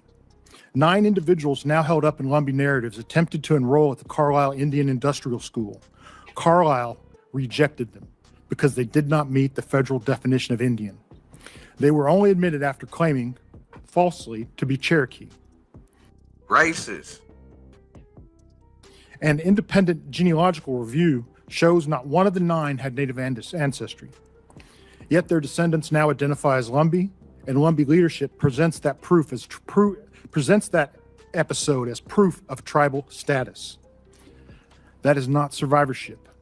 Yeah, this the same bitch ass argument that these niggas be passing around. Like niggas say these niggas got a community, goddamn motherfucking PDF. These niggas pass around the same whole ass argument. And whole ass bitch ass niggas done picked it up. I ain't seen a nigga do a video going at the white Indians at all. Whole ass niggas. That is borrowing our pain to manufacture a political identity. Our children's trauma is not a credential. Our unmarked graves are not a strategy. Our ancestors' suffering is not a political accessory. To allow trauma to be impersonated is to betray the memory of the children and to denigrate oneself. There is a path established to federal recognition, the Office of Federal Acknowledgement. It exists to examine the history, continuity, and nationhood. It is open to the Lumbee, but they have been told that they may use it. They refuse. The truth is simple.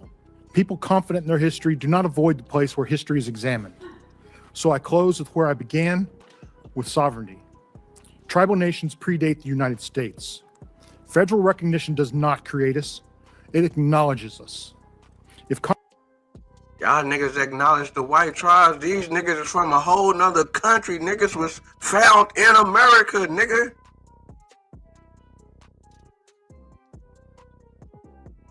Niggas was at the least found over in this motherfucker. Niggas still treated like second class. Whole shit. But it's looking like we may have some play. Look like we may have some play within these next 3 years. I don't know about after the 3 years, but within these next 3 years, if you can do your massive research and get your paperwork and go holler at these people, fuck what these other niggas talking about, nigga. I don't know what these other niggas talking about, nigga. These niggas in motherfucking furry land, nigga. Furry tell you, these some furry ass niggas. Go get that funding, nigga. Niggas talk about these. I don't need the funds. Yeah, I need my funds.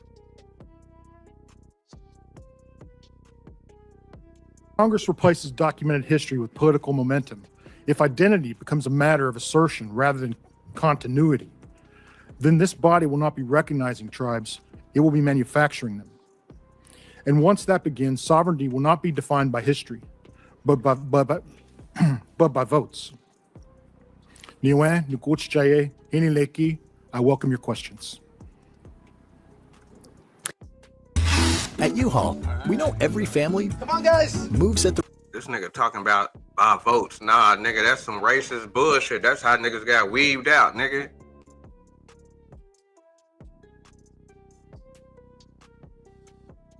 Nigga, ain't no votes, nigga. You know, nigga, who the motherfucking dude is, nigga. You come in, nigga, with that European style. Oh, nigga, now we gotta vote him out. Nah, you already know what the fuck is up. This lineage.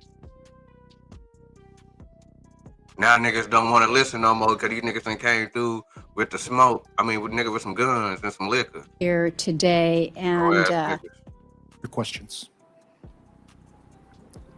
Chief, thank you very much, and thank each of you. That's on the fact. Engine radio make the girl say, "Oh, that's on the fact." Niggas need them funyuns. For your testimony here today, and for the opportunity to now engage in a round of questions. I'm going to defer my questions to Senator Mark Wayne Mullen from Oklahoma. You may begin. Thank you so much. Chief Barnes, how was the Shawnee tribe recognized? We had This nigga right here from Oklahoma is just to push a line on this nigga and say he ain't no Indian. He gonna say, I'm the Indian. I ain't seen a nigga make a video about this nigga yet. Nigga that made videos for years, nigga talking about some niggas. These niggas from a whole nother country. Niggas was at the least found in America. These hoe ass niggas going around hating on real niggas. And putting out flu games ass songs talking about grandma said goofy ass shit.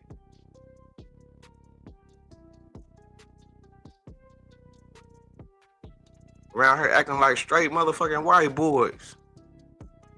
This white boy fist to check this motherfucking Indian and say, nigga, you really ain't no creek, nigga. Y'all niggas didn't even rock to Oklahoma, nigga. Y'all niggas stayed, nigga, so is y'all really creek? He fist to push that line on a nigga. I say, damn. And niggas hating? This shit crazy. A separation from the Cherokee Nation in the year 2000. He asked a nigga, how you become a Shawnee? He finna ask a nigga, how you become a Cherokee? Thank you so much. Chief Barnes, how was the Shawnee tribe recognized? We had a separation from the Cherokee Nation in the year 2000. It was we were under the authority of Cherokee Nation as citizens, and that was via how was you recognized? Which path did you choose for recognition? We had a path of recognition to separate us from the Cherokee Nation, and that was established by an act of Congress. Act of Congress. How many paths of recognition is there for a tribe to go through? You have the act of Congress. You have an OFA process.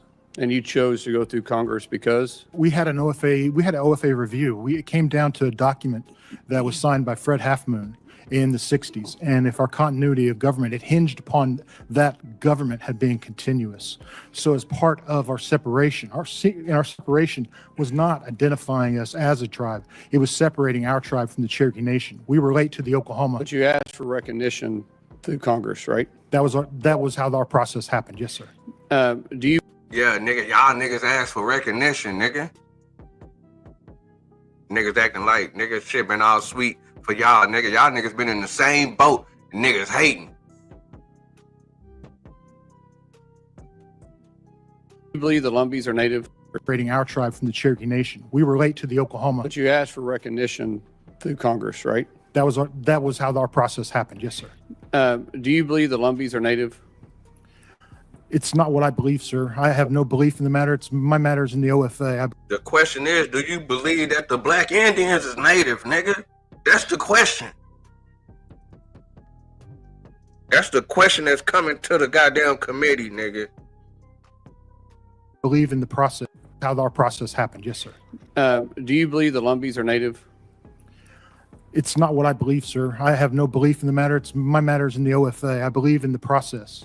I believe that the OFA process exists whenever the. But isn't there two ways? Evidence. Isn't there two ways to be recognized, right? Congress has authority to recognize, correct? I agree. Yes. Okay.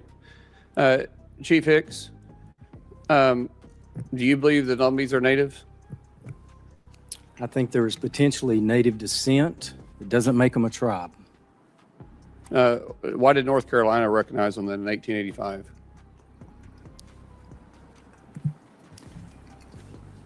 North Carolina, and to my understanding, has different standards for the recognition. I'm not sure today that the Lumbee could pass the standards that have been put in place by the state of North Carolina. Did the federal government recognize them in 1956? To my understanding, and my conclusion of the 1956 acts is simply recognize the name of those who self-proclaimed Indian in a 5-county area in eastern North Carolina. Did the federal government recognize them as a tribe in 1956? That was my question. I believe so. Not in my conclusion. So, do you believe there's two paths for recognition, and Congress has a right to have to recognize them? I do agree with that. Yes. Congress now you raised up concerns that it was the cost. Mm-hmm. Congress have the right to recognize. Take the argument to the Congress. Them? I do agree with that. Yes. Congress now you raised up concerns that it was the cost. Mm-hmm. Is that correct? Yeah, that was part of my testimony. So if it's the cost, should the federal government not recognize any more tribes coming in? That wasn't the point of the cost. I think it needs to be Well, it considered. is, because when you're raising cost, you're raising the cost that it would be to recognize the Lumbee tribe. Because I do believe they're native. I've been accused of not being native. And I always laugh and I said, I can't control who my ancestors loved. But I still live on the same allotment land where my family stopped walking. Because I am Cherokee and I'm proud to be Cherokee and my family's been there since 1840, but yet I've been accused because I may not look full native. And I have a problem when someone starts saying that. I have to actually take it a little personal. And Chief, there's actually a split between Cherokee Nation and the Eastern Band. Would you agree? What is your question? There was a split between Cherokee Nation and the Eastern Band. Cherokee Nation, my ancestors, we walked, and the Eastern Band stayed back, correct? That is correct. But you were fairly recognized. Shouldn't you be recognized underneath Cherokee Nation at that point? I mean, if you look Because at, we're all descendants, Cherokee Nation. do I get to? That nigga said Cherokee Nation, nigga. That nigga told the milestone thoughts hit the mall, everything he bought. What it do? That nigga said, nigga, Cherokee Nation. That nigga pressed his own line on the nigga. That's why I said, gather your paperwork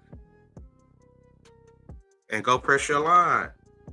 Respond? Sure. Descendants. We walked. Would you agree? What is your question? There was a split between Cherokee Nation and the Eastern Band. Cherokee Nation, my ancestors, we walked, and the Eastern Band stayed back, correct? That is correct. But you were fairly recognized. Shouldn't you be recognized underneath Cherokee Nation at that point? I mean, if you look Because at, we're all descendants, Cherokee Nation. Why you banging East Cherokee, nigga? Should you just be Cherokee? Nigga, what's all this East Band shit, nigga? That's basically what he's saying.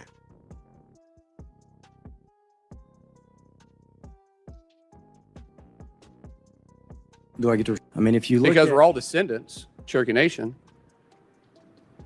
do I get to respond? Sure. So if you look at, the history of recognition, obviously the OFA was not established till 1978. The government, stopped doing treaties in 1871. The Cherokees, without question, was an established government. And, if you look at, this. I know the history of the recognition. I get that. My point is that you're saying that the Lumbees, that they are or aren't descendants of the Eastern Band or Cherokee Nation, really, because Cherokee is Cherokee, so it'd be your descendants of Cherokee Nation, in my opinion. But you're saying that they should be recognized because there should be part of you, but you should be part of Cherokee Nation. It doesn't make any sense to me because you're complaining about cost, you're complaining about their path of recognition, and you're complaining that they may or may not be native because they don't have the heritage behind it. And I'm saying, well, they were recognized in 1885. The cost shouldn't matter because if that's the cost, then we shouldn't allow any more tribes to come in and we should stop enrollment because we have a federal obligation as Congress, a treaty obligation, a constitutional obligation to have oversight of the tribes. We have the authority to be able to recognize tribes without question. And it just seems like this argument continues to go through because of my opinion of the territory dispute. That's my opinion. Because you can't look over there and say they're not native. I mean, turn around and look, and you're telling me they're not native? I've seen the crowd. Okay, and you're saying that that's not native faces? Is they gonna give us the same recognition for the black Indians? Got to. That's not for me to determine. That's for the OFA But we are determining it. That's for and the that's why I OFA support recognizing them. Because my fight up here has been always for Native Americans. I was shocked when I got up here that when I first got to Congress, it was just Tom Cole and I were the only natives in Congress at the time. And I'm in the Senate, and I'm the only Native American in the Senate now. And I hate when we fight among ourselves. because we should all be in the same boat, rowing the same direction. If we're Native, then we were wronged a long time ago by the United States. And we've been fighting for recognition for a long time. And when we have in-house fighting, it causes Congress sometimes to have an impasse. Do you hear this crazy shit? This is a straight white boy calling a shot.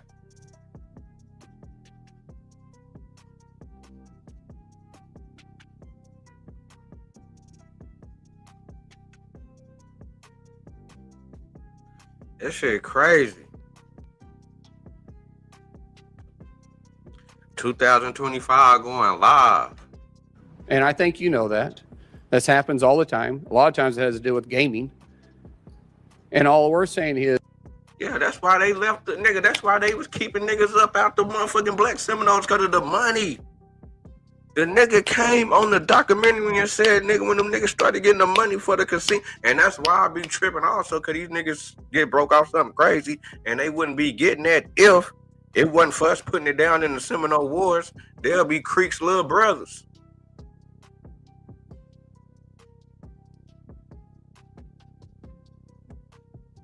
These niggas talk about 18, and shout out to the, I'm not tripping on that, but we got documentation going back way before this. How's niggas still, nigga, pushing our court dates back?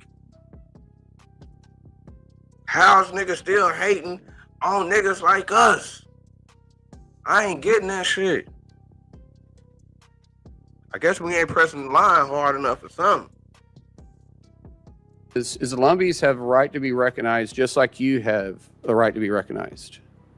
And we don't disagree with that as long as it's through the OFA process. But if they have two options, why is it your opinion that they can't choose the one to go through Congress? Because that's why this department is established. It's for evidence and But there's clearly two paths. And I appreciate the paths they took. Chair, thank you for the extra time. Thank you for allowing me to go first. For the record, that's already been established by the Interior, they do support this process, and they support the Lumbees of becoming recognized. And I, too, also support the Lumbees of being recognized. Thank you, Senator Mullen. I now got to applause. Go get your paperwork. Go get your documentation. Go get your historical. Go back and go holler at your Senate and go get a Congress approval or the Congress push, an administrative motion, or you know what I'm saying? Well, your Senate got to go in and put an act in for you. Big Dog OG Philly coming through doing 3 wheelies. What it do? This nigga got a standing applause for that.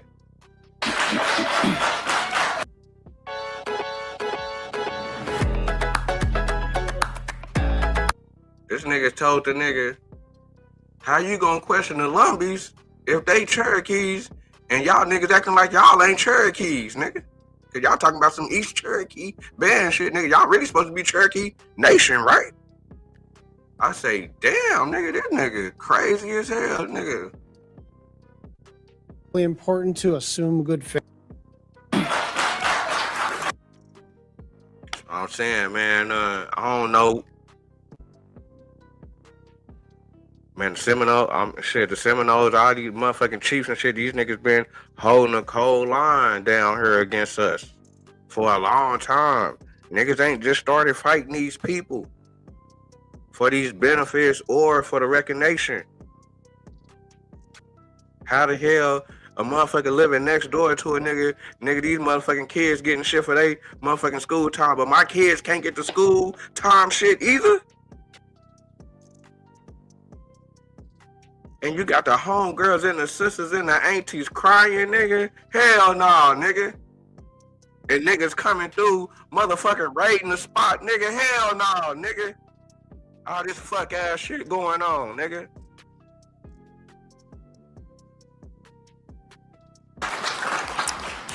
Senator Schatz. Thank you, Chair, and thank you to the testifiers. Just a couple of thoughts before I ask Professor Locklear a couple of questions. You know, I think it's really important to assume good faith here. And what I've heard is a kind of concerning series of accusations about bad faith. And I'm trying to go back to 1888 and imagine that the Lumbee people, whatever they were calling themselves, whatever language they were using at the time, says, you know what, why don't we pretend we're a tribe and petition the federal government? If this is a conspiracy, it is long-standing, kind of odd, counterintuitive conspiracy. The more likely explanation is what the Department of Interior said about 90 years ago, 100 years ago, when they explicitly said, we're not going to recognize this tribe because the census is too large, because we can't afford to absorb the cost of delivering services. Can you believe that's what left the people not being recognized as a tribe? Because, hold on, what this whole ass nigga just say? With a smile on his face? Nigga crazy. About 90 years ago, 100 years ago, when they explicitly said, we're not going to recognize this tribe because the census is too large. The census is too large. That was the excuse. And niggas want us to talk about, nigga believing everything these hoe ass niggas done said in history. Hoe ass, bitch ass niggas. That's why I stay checking fuck niggas like Sean Peckerwood, nigga. Bitch ass nigga. Better stop at me, nigga. Because we can't afford to absorb the cost of delivering services. And I think that is, by the way, I think that's a valid concern for congressional appropriators, right? If we are to recognize Lumbee, the rolls just increased. The total number of people in Indian country went up, which means IHS, BIE, BIA, and all of those services are going to have to increase by the percentage that the rolls increase. And so that's a real issue. It's just not a reason not to grant recognition. And the reason I'm animated about this is that I don't know whether Native Hawaiians are ever going to come back to this Congress and seek recognition. But I remember, I was not here, but I remember when Danny Akaka, chairman of this committee, tried to get recognition. And the arguments were, do you know how many people that is? Do you know how much that's going to cost? That's the same thing a hoe ass chief from the Seminoles said. And the government still didn't press the line because it was still racist and prejudiced.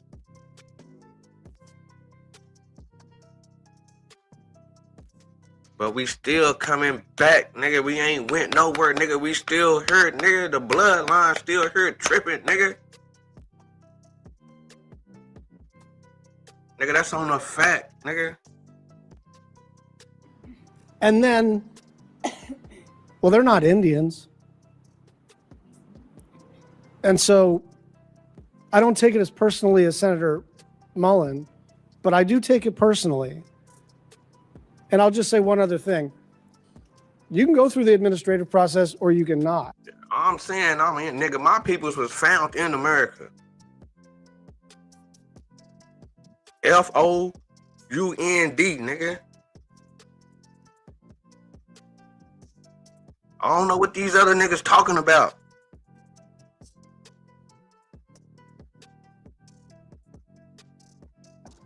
But the Constitution vests not just the Congress, but this committee with this authority.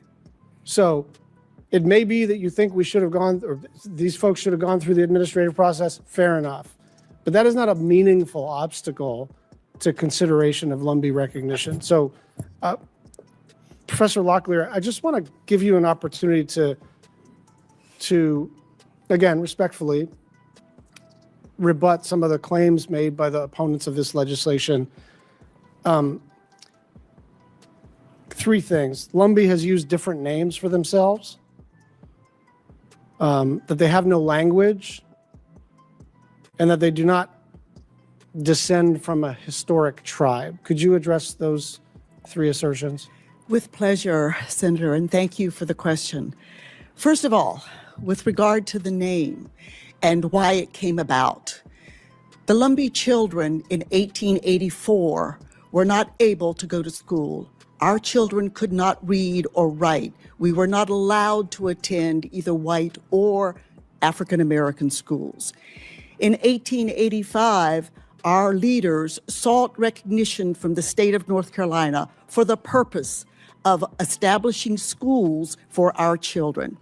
We prevailed with the assistance of a Mr. McMillan in the House, who deemed himself to be an amateur historian at the time.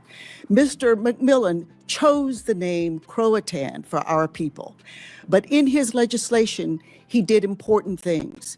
He established a government-to-government relationship. He allowed the creation of an independent school system run by the tribe, limited to tribal children, and taught by members of the tribe. To my knowledge, no other tribe in the United States can claim that history. So beginning in 1885, we controlled our own school system until the 1970s, when a federal district court ruled that the state of North Carolina must desegregate its school system.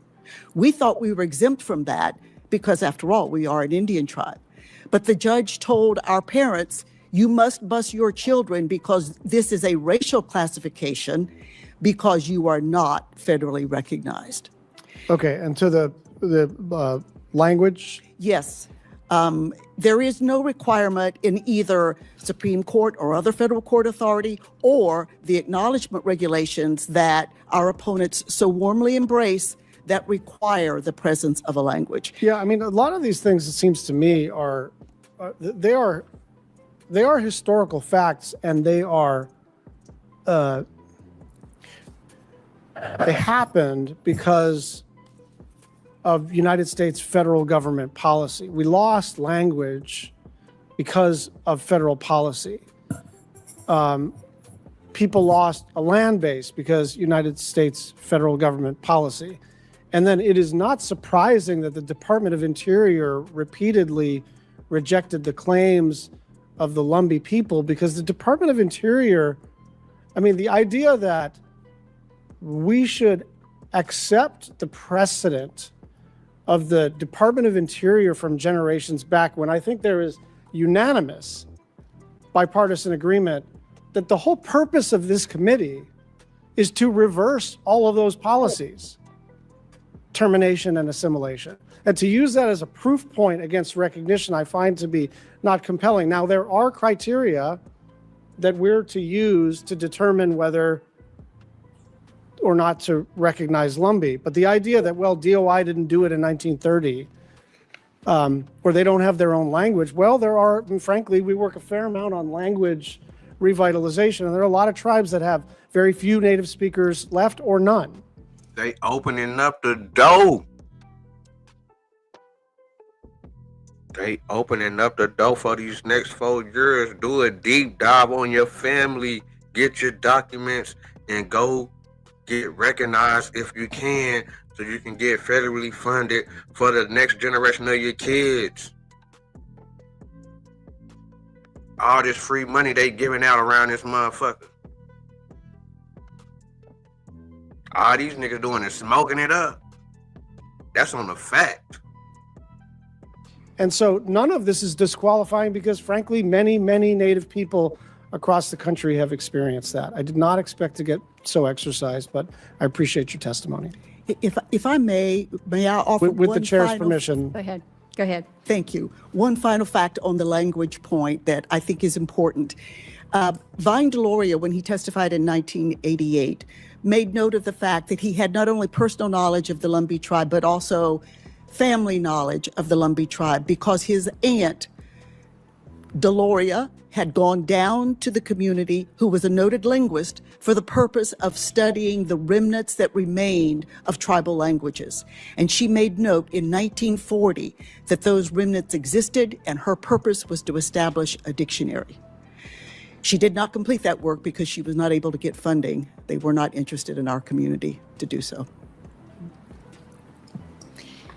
Thank you, Vice Chairman. Chief Hicks, I want to direct this to you because you have made very clear that on behalf of the Eastern Band, that you think that the Lumbee should go through the Office of Federal Acknowledgement, through the administrative process, rather than come through recognition through Congress. Maybe it is accurate that the administrative route is perhaps more costly, harder to do, subjective. Maybe we need to look at that in terms of whether greater oversight is needed there. But as Senator Mullen has indicated, there are two tracks, two routes that you can proceed for recognition. I almost find it curious that federal recognition is ultimately about a political relationship between a sovereign tribe and a federal government. So it just seems somewhat curious that we actually set up a process where that decision can be delegated entirely to an administrative state. But I'm not going to ask you to resolve that question for me. What I want to turn to is your written testimony. You claim that the Lumbee situation is uniquely beyond Congress's capacity to understand and evaluate. Can you explain why you feel it is unique in some way, separate from other tribes that have gained recognition through Congress? Because again, we have this process. It has been repeatedly exercised in terms of its constitutional authority to gain tribes. So if you can cite to what you feel are some of the unique aspects as to why Congress should not be the avenue here. Thank you, Chair Lady, for that question. I think, if you look at the gaps that have been clearly identified by historians, by researchers related to the history, these are aspects that I feel need expertise. They need genealogists. They need historians that do this on a daily basis. And, unfortunately, congressional staff don't always have that expertise to really dig into, the subject matter documents. Y'all niggas got biased expertise. Stop it. Bitch ass niggas been hating.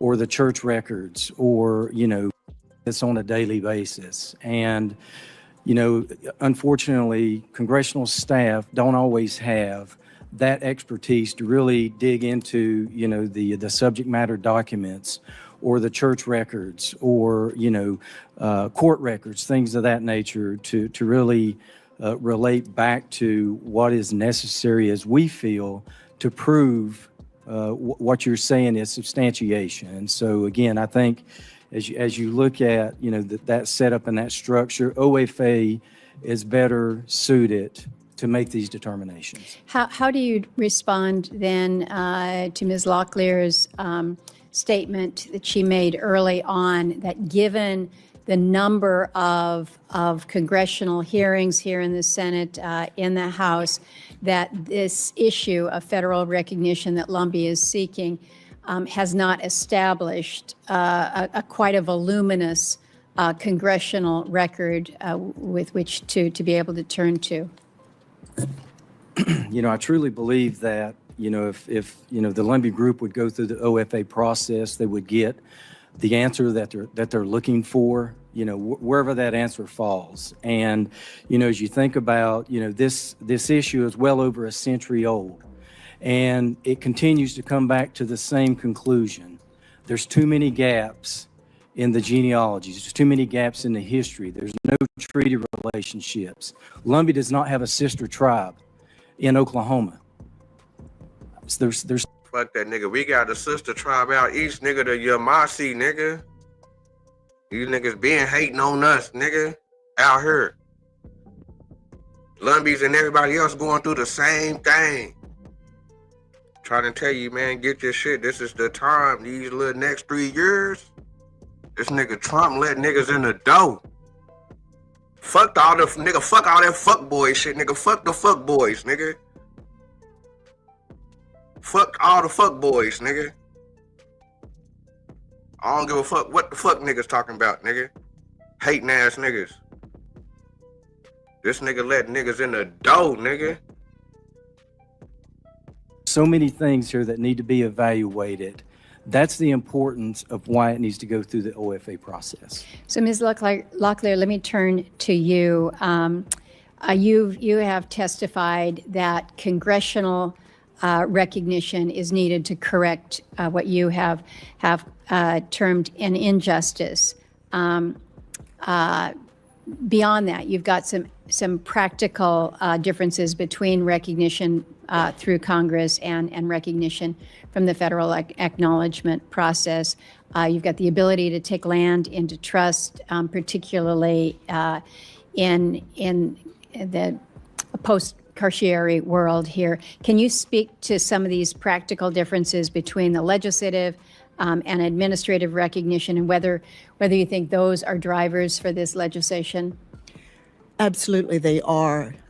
Let me summarize with just a few points. First of all, I think it's important to put this controversy in some general history.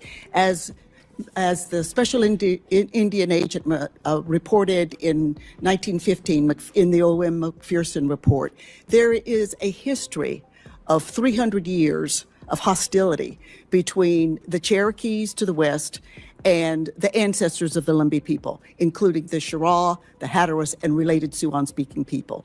And we just have, I think it's important to understand that context.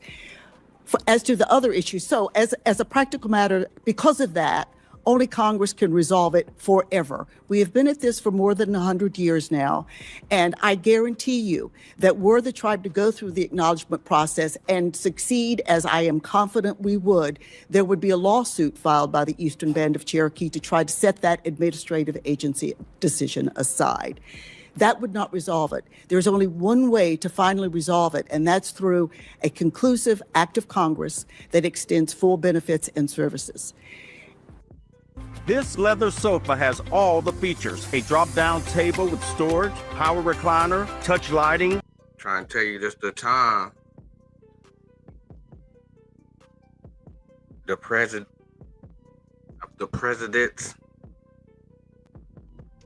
I can't even say the word, the racists and the prejudice, it ain't so hard.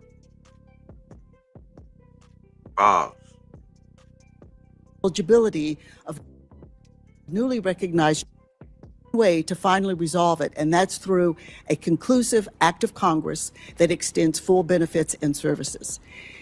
As you also implied, there is a problem with the Carcieri issue, which relates to eligibility of newly recognized tribes to receive land in a trust and thereby be treated like all other federally recognized tribes. Because of that 2009 Supreme Court decision that we call Carcieri, the only way to resolve the eligibility of the Lumbee for that process is through an act of Congress. Only Congress can clearly indicate that it considers the 1934 date to be insignificant, and whatever may arise out of the Carcieri decision, notwithstanding those terms, the tribe is nonetheless eligible for the land in the trust process. And finally, if there is going to be a special addressing of the cost factor, we don't think it's necessary, which I'm happy to expand on, but only Congress can do that as well. Congress is the one who appropriates the money, and if there needs to be more money for the Lumbee services, Congress can do that. We think the existing processes for appropriations will protect the presently recognized tribes, both in BIA and IHS processes, provide that only through the appropriation of additional funding that pay for those services will the Lumbee members receive those services at the end of the day. So federally recognized tribes now are protected. That being the case, if they believe there should be an increase in federal funding for the IHS and the BIA, again, that's a political decision to be made by the Congress. So we think for all of those factors, one final one, if I may. only one other time in history has the Congress put an Indian tribe in the same position that it put the Lumbee tribe in 1956. And that was with the Islero del Sur Pueblo of Texas. Congress passed a statute in 1968 for that tribe, which was at the time federally recognized, which basically said, we transfer any responsibility we have for this tribe to the state of Texas, and we're going to impose termination language upon the tribe. And in the legislative history on that act in the Senate, it specifically says that 1968 act, which then referred to the natives as Tiwas of Texas, was modeled upon the 1956 Lumbee Act, the only other time Congress has done that. And Congress fixed that problem in 1987 by passing legislation to recognize fully the Islero del Sur Pueblo of Texas. Now, if Congress does the same for us, there are no other tribes in that position, and that's what makes it fair and just, as well as the only appropriate and fully dispositive way to finally and conclusively resolve these issues. Senator Cortez Masto. Thank you. I appreciate the comments for everyone and the uniqueness of the hearing today. Ms. Locklear, let me ask you this. There's two process ways to get this recognition. We've talked about that. One is through Congress. You've talked about that. Yes. And then the other is through the DOI and the Office of Federal Acknowledgement. Am I hearing today that we should eliminate the Office of Federal Acknowledgement and just rely on Congress to do this in the future? Not at all. Not at all. So what do you have any concerns with the Office of Federal Acknowledgement and how the process plays out? Historically, we have, and we have expressed those along with other non-federally recognized tribes in various But I'm forms. saying now, right now, not historically, now. It is because I'm greatly here now, improved. and we need to address this. Are there any concerns that you have with? Yeah, we still got a question. Them niggas done been doing fuck shit in the past. Nigga, we gotta put them niggas on the back burner right now. Nigga, the Congress is gonna handle this until them niggas get their shit right, nigga. Point blank, nigga. All the fuck shit been going on. Yeah, we question everything these niggas talking about. These niggas ain't 100. That's on the fact. The office right now.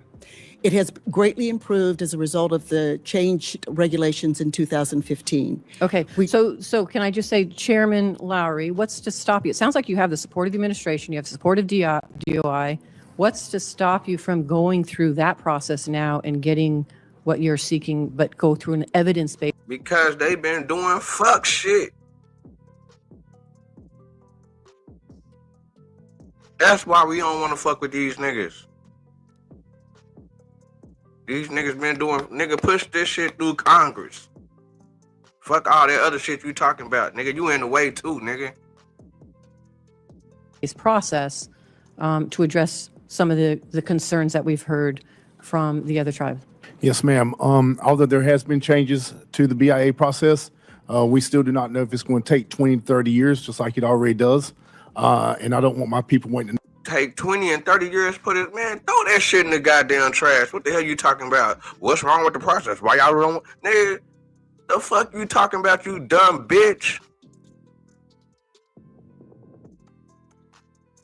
This shit be goofy as hell, man. Why you don't want to go through the 20 and 30 year process? Man, these niggas sound gay. Man, these niggas sound goofy than a motherfucker, man. Another 30. Yes, ma'am. Although there has been changes to the BIA process, we still do not know if it's going to take 20 to 30 years, just like it already does. And I don't want my people waiting another 30 years to get to the process. And then once there has been a rendering done by BIA, there will be opponents who can then bring forth a lawsuit. And I have no doubt that Eastern Band of Cherokee 30 years from now will bring forth a lawsuit that will take us into another 10 to 20 years. And that's the same thing these motherfucking Seminoles and Creeks been doing around this motherfucker, nigga. These niggas, this same little playbook. These niggas, but these niggas got a community PDF that they passing around playbook. And we got bust ass niggas coming over here, nigga, telling us they talking points in the motherfucking way, nigga. Goof ass niggas. in 50 years from now, my grandson will be sitting here doing the same thing.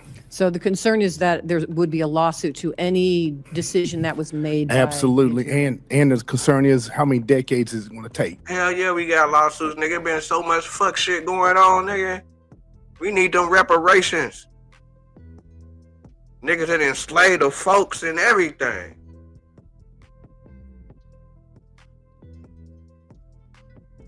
So I think Congress really needs to take a look at the BIA process. I don't know any other government program that So, takes Chairman, let me 20 to ask you this, 30 and maybe, years to come to a Ms. conclusion. Locklear, let me ask you, because does the process, is that part of the problem? Do we need to look at the OFA and say this process is taking 30 years? It's too long? Nigga, what the fuck you think? You need to just be like, hell yeah, I'm finna write that shit in. What the hell you doing still questioning that shit? Like, that shit got some merit. That's these goofy ass games these niggas be playing right here.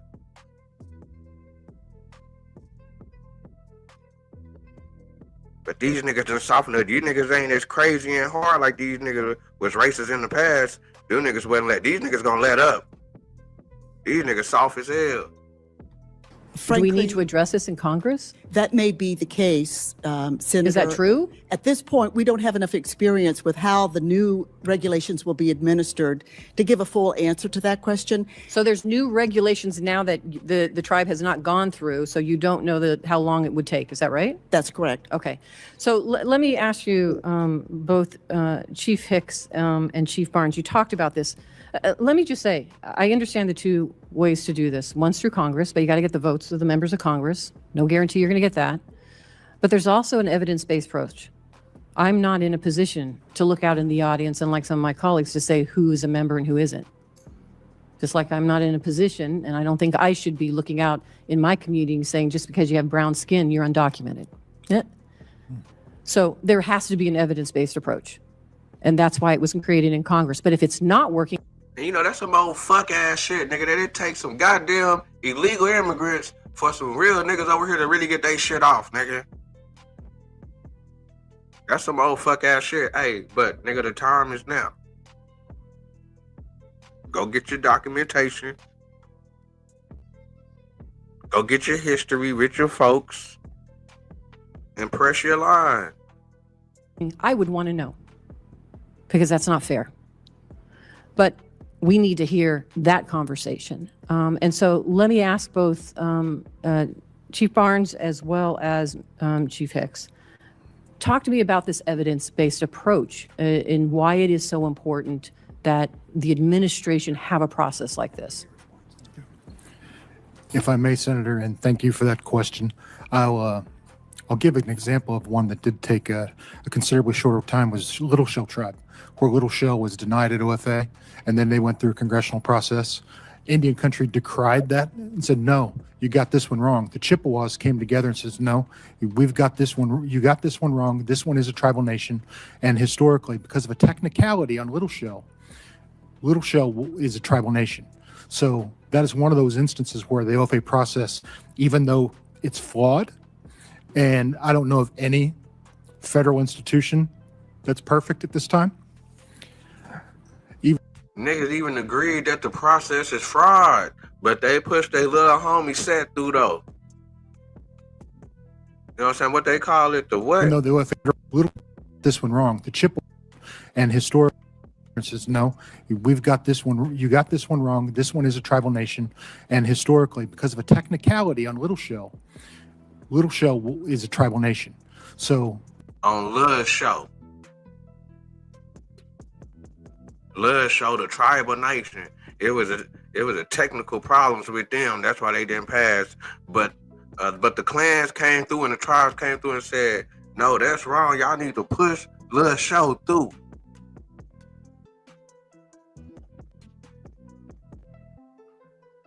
Goddamn motherfucking Seminoles got goddamn casinos running all through this motherfucker. Won't get up there and say, nigga, these niggas is foundational, nigga.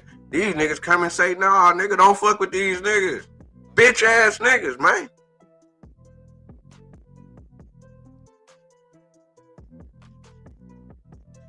On the fact, man, that's why a lot of niggas really don't be fucking with these niggas, man. But you know what I'm saying? The elders, really hold the, you know what I'm saying, the Seminole thing, and niggas can't get away from the fact, nigga. That's what that is. But nigga be like, nigga, fuck them niggas. Them niggas some hoe ass niggas. Nigga, what the fuck nigga wanna fuck with them niggas for? That's why nigga like, hold on. We finna gone in, nigga, we finna get this shit right. Them niggas finna get these reparations, or niggas finna file, nigga, a separation, nigga, from these Seminoles, nigga, for a nigga own tribe, nigga, fairly recognized around this motherfucker, nigga. We need that Congress.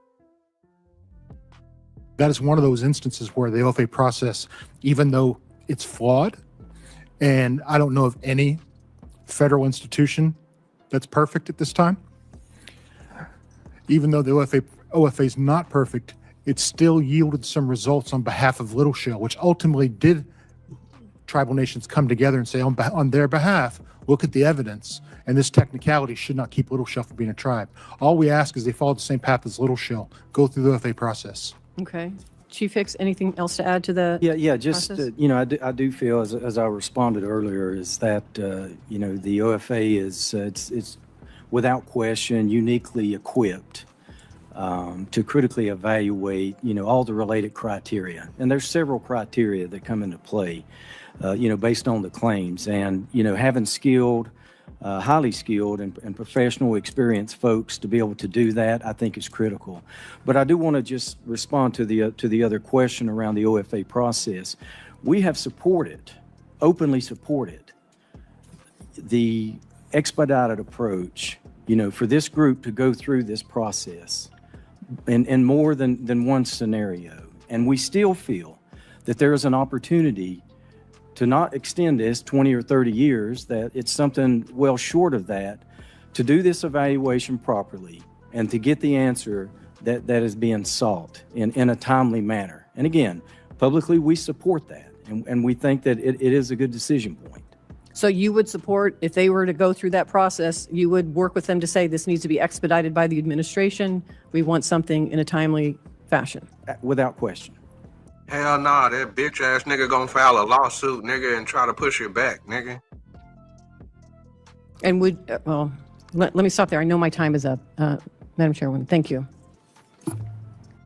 From morning routines to weekend sidelines, when the temperature drops, bring the heat with hot. These niggas be playing games in the courts. But this is the committee. You got to go sit at the table. Plans. Join AAA today and get 25%. Thank you, Senator. I just have a couple more questions here this afternoon. And I'll probably direct this to you, Chairman Lowry. It's pretty clear that a tribe's authority to basically determine to define its membership is really central to its existence as an independent political community. The legislation that Senator Tillis has introduced directs the Secretary of Interior to verify the Lumbee tribe's role for service delivery purposes. Mm-hmm. The verification is limited to confirming documentary proof that members meet the criteria established in the tribe's constitution that was adopted November of 2001. So a couple questions for you this afternoon. Right now, as it stands, what is required for enrollment in the Lumbee tribe? Yes, ma'am. Thank you for the question, Senator. So we have a base roll. We have a couple base rolls. One is the 1900 census and one is the 1910 census. And the reason those are our base rolls is because that's the first time that the federal government in the standard census process actually identified American Indians. And so you have to be able to trace your lineage directly back to 1900 or 1910 census. So if you do not have a ancestor that was documented by a federal census as an American Indian, you cannot be a member of our tribe. Also, you have to maintain contact. So we're very big on, if you do not live home, you have to come back home. You have to come back to the homelands. And So what does that mean when you say maintain contact? Yes. Come back for like an annual meeting, or what specifically? Well, we have it where you have to come back every 7 to 8 years. Okay. So you have to come back, you have to visit, you have to maintain a relationship with your people. So you cannot become, you cannot go and get your citizenship and then leave out and never come back home. So we require our citizens to come back and to maintain contact with their tribal community. And at this moment, how many do you currently have in? That's that whole ass shit niggas be trying to say. What the fuck nigga wanna be hanging around some hating ass niggas for? I'm talking to the Seminoles and the Creeks. These whole ass niggas done did so much fuck shit. Niggas talk about, oh niggas ain't coming to the ceremony, niggas don't come to the dance. Woot woo woo woot woo woo. Nigga, it been so much stupid ass shit going on. Then what the fuck nigga wanna be hanging out with y'all whole ass niggas for? Nigga disrespecting their elders, nigga. Y'all niggas crazy as hell. But that don't mean that a nigga ain't from the turf, though. Enrolled. We have just over 60,000 enrolled citizens of the Lumbee tribe of North Carolina. And then the source documents for enrollment are the two that you have just described. You have to Yes, be able ma'am. to trace back to just those two. Yes, ma'am. Okay. And then this one is probably directed to you, Ms. Locklear. There's been a fair amount of discussion today about the various names over the course of a century.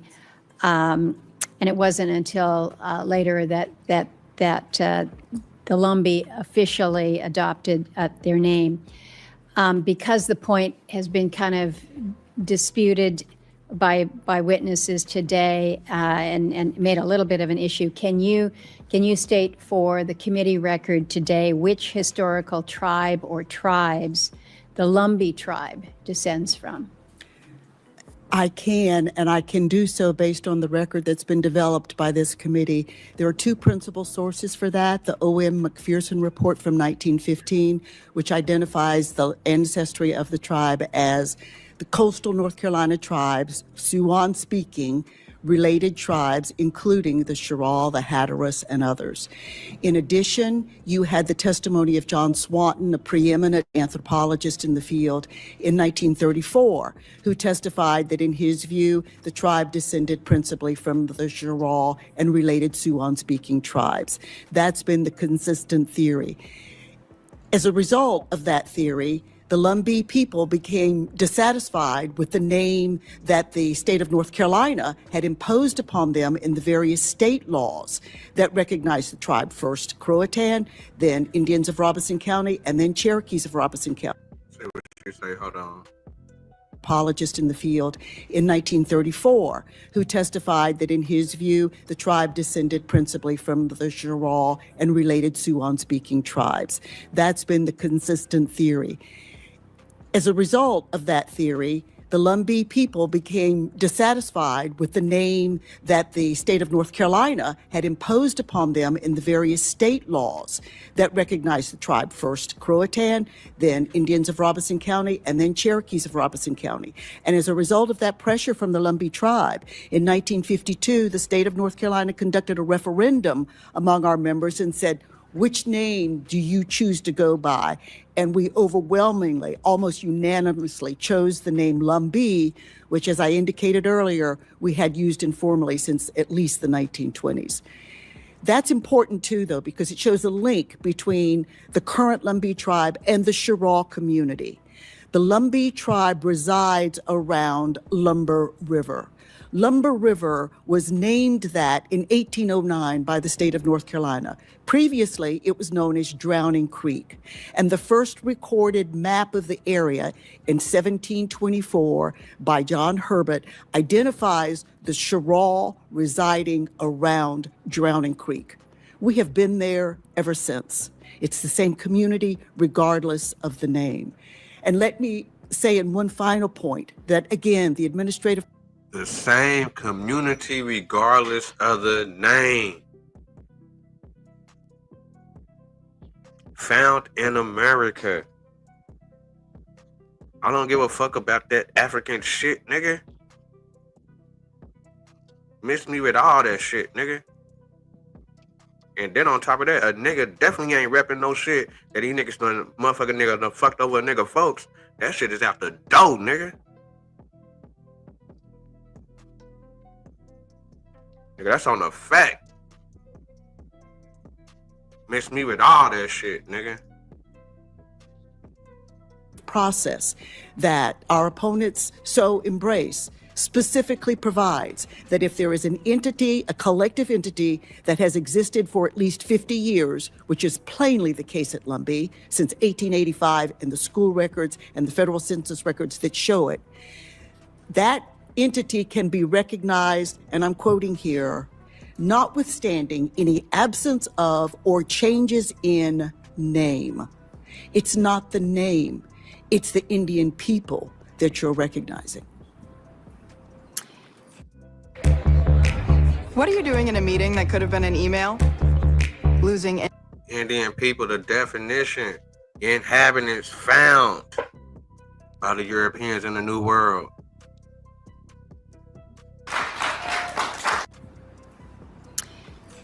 Final question. It's not the name, it's the Indian people that you're recognizing. Final question. Final question I will direct to you, Chief Hicks. The issue of costs has also been raised here at this hearing today, and you noted that estimates from CBO are a little bit all over the board, may not be entirely accurate here. Can you clarify for the committee what factors you think might be contributing to these differing cost estimates? And I agree with my colleague from Oklahoma that while costs should not influence a level. Get your paperwork and get in the dough. The cost don't matter. They handing out free money. I ain't saying free money because it's based off lineage, nigga. If you locked in, nigga, you locked in. I don't know about all these other niggas. Of recognition of tribal status.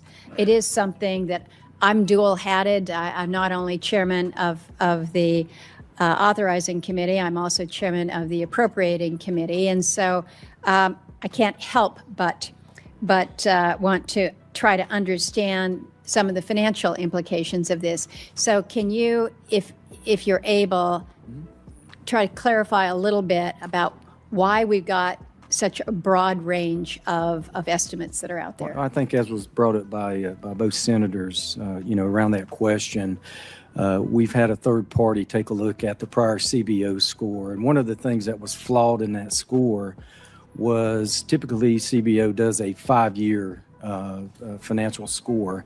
In that particular scenario, they only included 4 years for some reason. In addition to, we're fairly certain that, all of the federal agencies, whether it's IHS, whether it's BIA, BIE, amongst others, were not adequately included in that number, because if you go back to the prior 2 CBO scores, one of those was close to double in years prior to this prior CBO score. And I think it was around 21, 22 without having my notes. But again, we think there were flaws in that particular score. The estimates that we think over a 5-year period is probably in the range of $2 to $2.3 billion over a 5-year period, if all agencies are included. Thank you. Senator Schatz. Thanks to everybody for testifying. I just want to make one final point. I know we've kind of gone around and around on this, but I think I speak for every member of the Senate on this particular question. Like, you can think we should defer to the administration, but we don't have to. Article 1, Section 1 of the Constitution gives us this authority. Now, there is a statute that also delegates this authority to the administration, but it does not require that recognition go through an administrative process. You can think we are unwise for not kicking it to the administration, but you cannot say that we're not permitted to recognize a tribe. Push your shit through Congress. Fuck that administrative process. These niggas already got a biased ass review. Push your shit through Congress. Holler at your Senate and push your line. That is a constitutional obligation and authority of the Congress, but specifically the Senate Committee on Indian Affairs. So if you want to make the argument that we need to build a historical record and that you trust this agency within an agency more than you trust us, that's fine, that's fair. But this is still our authority. And we clearly intend to exercise it. Madam Chair, can I respond to that? Senator As a Cortez member Masto. of the Senate. Trump, the Senate, y'all niggas need to make sure that the black Indians be recognized. I guess niggas gotta go in there and start talking. I gotta go in there and talk, man. I'm gaining my information. I'm gathering information. I'm just gathering documentation. I'm going into the National Archives, nigga. It say black Indian. Why is it saying black? Nigga, this way before some 1860 something, nigga.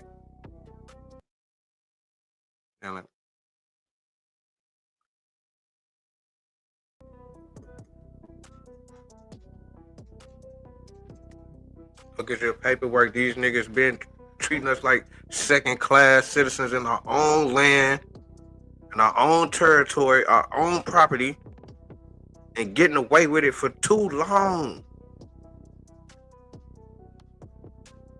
And then if a nigga even say something to the chief, nigga even look at the niggas wrong, these niggas call him the light horse. Nigga, we taking this shit to Congress. Say, nigga, we need our reparations, back pay, and for the terroristic acts that been upon my peoples. And if we can't get it that route, we need to be separated from the Seminoles and be federally recognized because we are natives from this land. Yeah, I'm sorry, but I did not hear anybody saying that we don't have that authority. I think it was very clear that people recognize there's dual track here.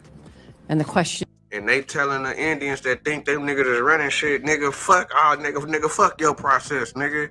We got the motherfucking Article 1. Nigga, that we can approve, nigga, the tribes, nigga. Y'all niggas still being racist? Y'all niggas still being racist around this motherfucker, nigga? Yeah, we pushing that line, nigga. Is Lumbee has chosen one path, and they're asking us as members of Congress to support that path. And there's another side that's saying, no, there's an evidence-based path. That's what's before us. I did not hear from anybody, nor have I heard that somehow they're preventing us as members of Congress from doing our jobs. So I do, as a member, I don't want you speaking for me, I do recognize both sides of that. Senator Cortez Masto, I don't think anybody's... Man, she in a motherfucking way. Get your bitch ass out the way, nigga. Roll her bitch ass up out of here, nigga. Oh ass bitch. Said that directly today, but I will say that some of the organizations that have been steadfastly opposed to Lumbee recognition have actually made advertisements about circumventing the administrative process and undermining the tribal recognition process by going to Congress. And so that's what I was speaking to. I know it was sort of obliquely referred to, and you were suggesting that we were going to... Yeah, these niggas in the tribe and chiefs niggas been doing the same thing. Niggas been trying to override. Oh, we gonna go over these niggas here and we gonna go holler at somebody else to make sure that they don't get recognized, to make sure that we get all the money. Bitch ass nigga, y'all niggas wouldn't even got the money, nigga, if it wasn't for us, nigga.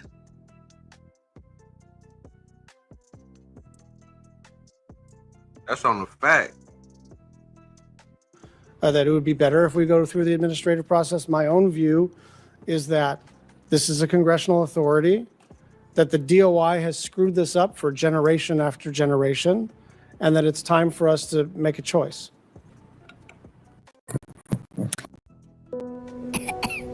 Sometimes it hurts to be that home.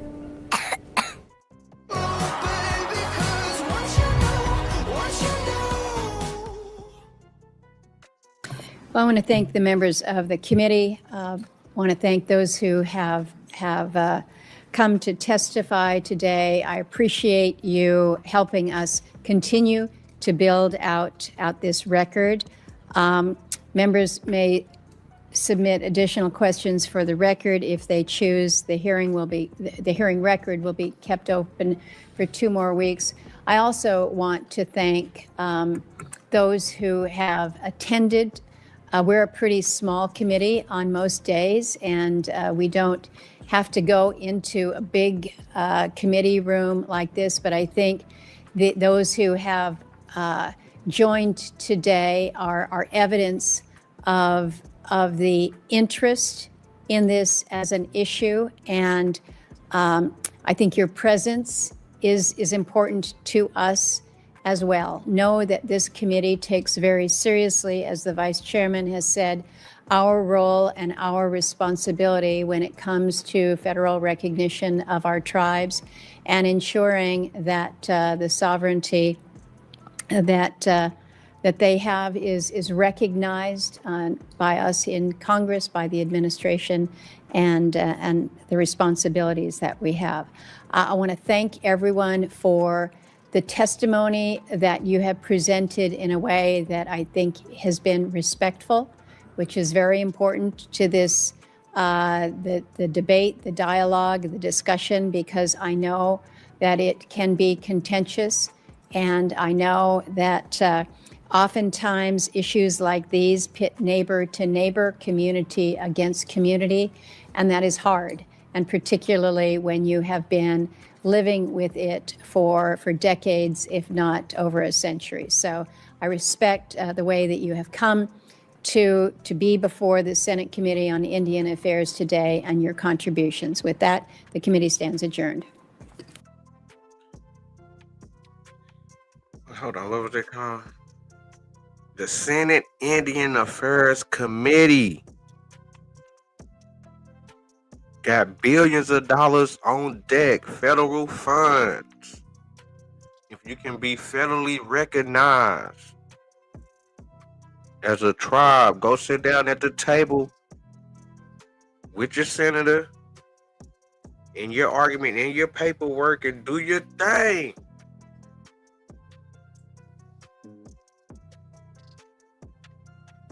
Hopefully we get it together, the Seminoles, and just like I say, get our reparations, because it's definitely due. All the fuck shit niggas been going on around this motherfucker. But you can definitely go get the playback right here. Forbes breaking news. Go check the playback. It's a lot of good game if you didn't get it. But it's that time. Nigga, Trump is in the building. Next 3 years gonna get a nigga up in there if you come correct.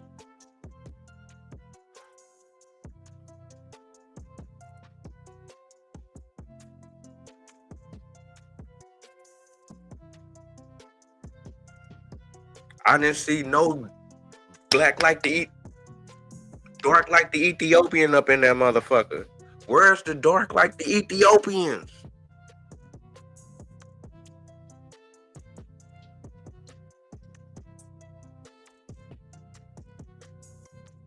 I'm pushing Yamasee Seminole, Black Seminole. Shout out to the OG auntie, Miss Betsy Payne, that did the newspaper interview. There was one of the Chief Payne's wives. You know where they had the treaty of, the landing of, the landing of Payne Treaty? She talks about it, was there. Talked about General Day getting wiped down. And they said, hold on, you black? She said, yeah, I'm a Seminole.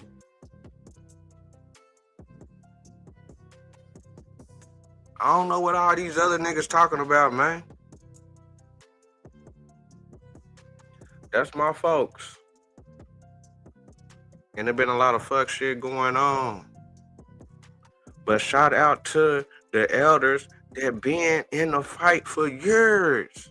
It ain't just started. Shout out. I got much love to them. Because they been getting shitted on.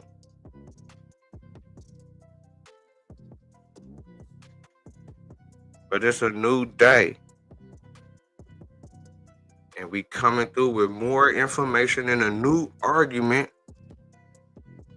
And it's looking like we may be on more, I ain't gonna say it's even grounds. It's a little bit more balanced a little bit. It's a little favor in our way, just a little bit. It ain't equal. That's on a fact. But it's a little favor. And that little favor coming with billions.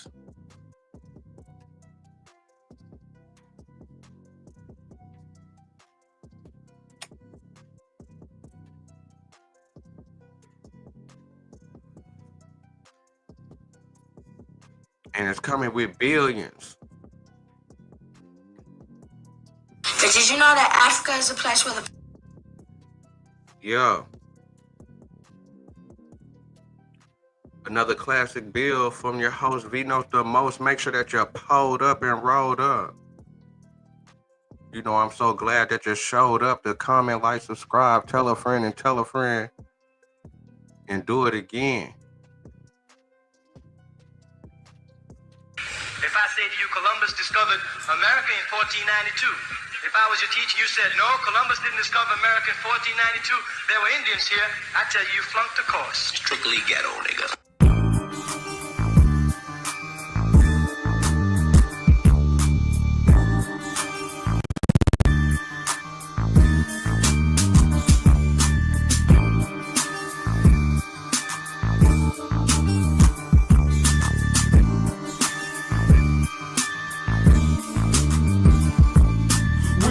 From the other side of the border for a price that is regional. I'm leaving no evidence when they rush my residence. Plus the drugs and the damn presidents. I'm not hesitant to commit gang-like tactics. Got a room specially wrapped in plastic for Saran. I'm Oregon like I was a Nicaraguan. I'm a contraband in 50 states in 2 countries. Steady spending my hustle from Monday to Sunday. Gotta keep the money coming in or it's curtains. Hurting the competition, leaving them in a furry. Sworn to spend majority to match the chest of in the hard top. You know the march plot, but I'ma continue to mix my ass from far apart. And you can't get over on me if I was hard not. I'ma watch you niggas riding the street, man. Like feet deep, I keep my heat, man. You gon' continue to hold a grudge like the prosecutor and the judge. I push fuzz and my family only got it, so I trust and bust 50 at those who wanna try to cross us.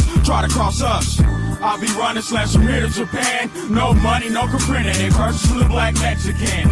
Moving yeah every day on your tracks, man. Important, extorting money laundering. I'll be running slash from here to Japan. No money, no Capri, they purchase from the black Mexican. They don't really understand. Label me a contraband. Ever since first days, I put my hands in control substance. Hustling to advance when not to lack. Trying to earn me a platinum plaque. Smoking Vegas back to back. No endo. Carrying fully automatics attached to extendos. Never giving up info. Good on my credentials. Living in residential. Sacrifice only the bare essentials. Running off at the dentals. They had you in ballistics in my section. Slip in and out without protection, but still got question. Cost was off me 2 years in a new identity, the which protection. I told that neglected. The fact that I'm a victim of the ghetto. Where I'm from, we don't tell we settle shit with heavy metal. Put my foot to the pedal when the HBD is right behind me. Rich and rare, call us Rashi Robbie. All in the niggas' face. Everywhere we go, we bring the pain. I just heard a word that my older cousin pulled chain. I'll be running slams from here to Japan. No money, no comprende. They purchase from the black Mexican.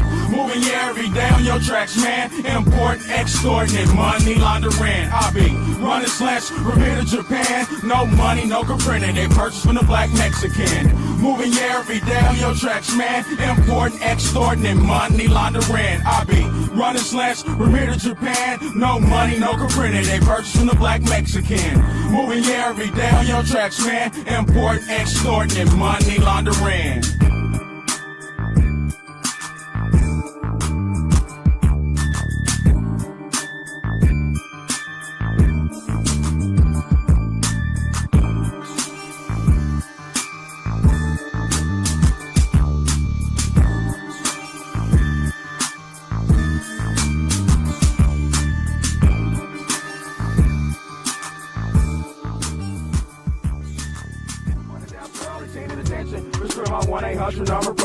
I use my mouthpiece like a chopper, like Dennis Hopper and Western Federal. Investors stock your bonds, pop and copper living, cause we don't settle for the bottom barrel. Keep my barrel blue and gray, moving yank to my front, man. Just like Reagan, cause I'm slanging coast to coast, from the Gulf of Mexico to Canada. Russian roulette, the black Mexican, then it's Canada. Without the bacon soda, taking over your turf. There you get 4.5 to a bird for the dirt. We'll leave your shirt wet up. I bust a shit till they never shut up. On 20-inch Bellas, one love to convicted dope sellers. That is sat down and pleaded to fifth. Gang thick like a brick of yay. Every day up on the turf. In the dirt is where I wallow. So I suggest you don't tilt to cross gangs, cause I ain't for the brain, man. My game is sharp in the guillotine, been putting it down.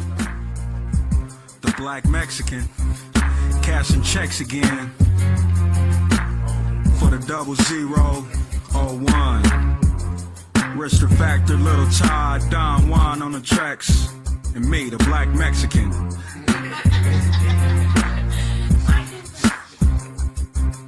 Dumping the cargo, my money flipping like Wells Fargo. In and out of town on a Greyhound, distributing to commuter planes. Cocaine by the bundle, flipping the 2 forces value. 22 a brick, 25 if it's dry. Selling nothing less than 126 grams uncut from the Mexicans in Tijuana. That also got a Chiva marijuana bites down like a piranha to get to the next level. Stock up on Pebble for my drug team that's known for dumping. 40 shots at random until the barrel melts. You get buckled like a belt for trying to tamper with the birds that's hidden up in the camper. Some of these niggas is absorbing just like a pamper. Worldwide hustling from the Mexicali border to Uncle Sam's backyard. Stack yards like a running back. Getting stoned, filling 100 sacks up in Elegantes. Worldwide hustling, distributing, dealing with the Picantes. Benching bricks.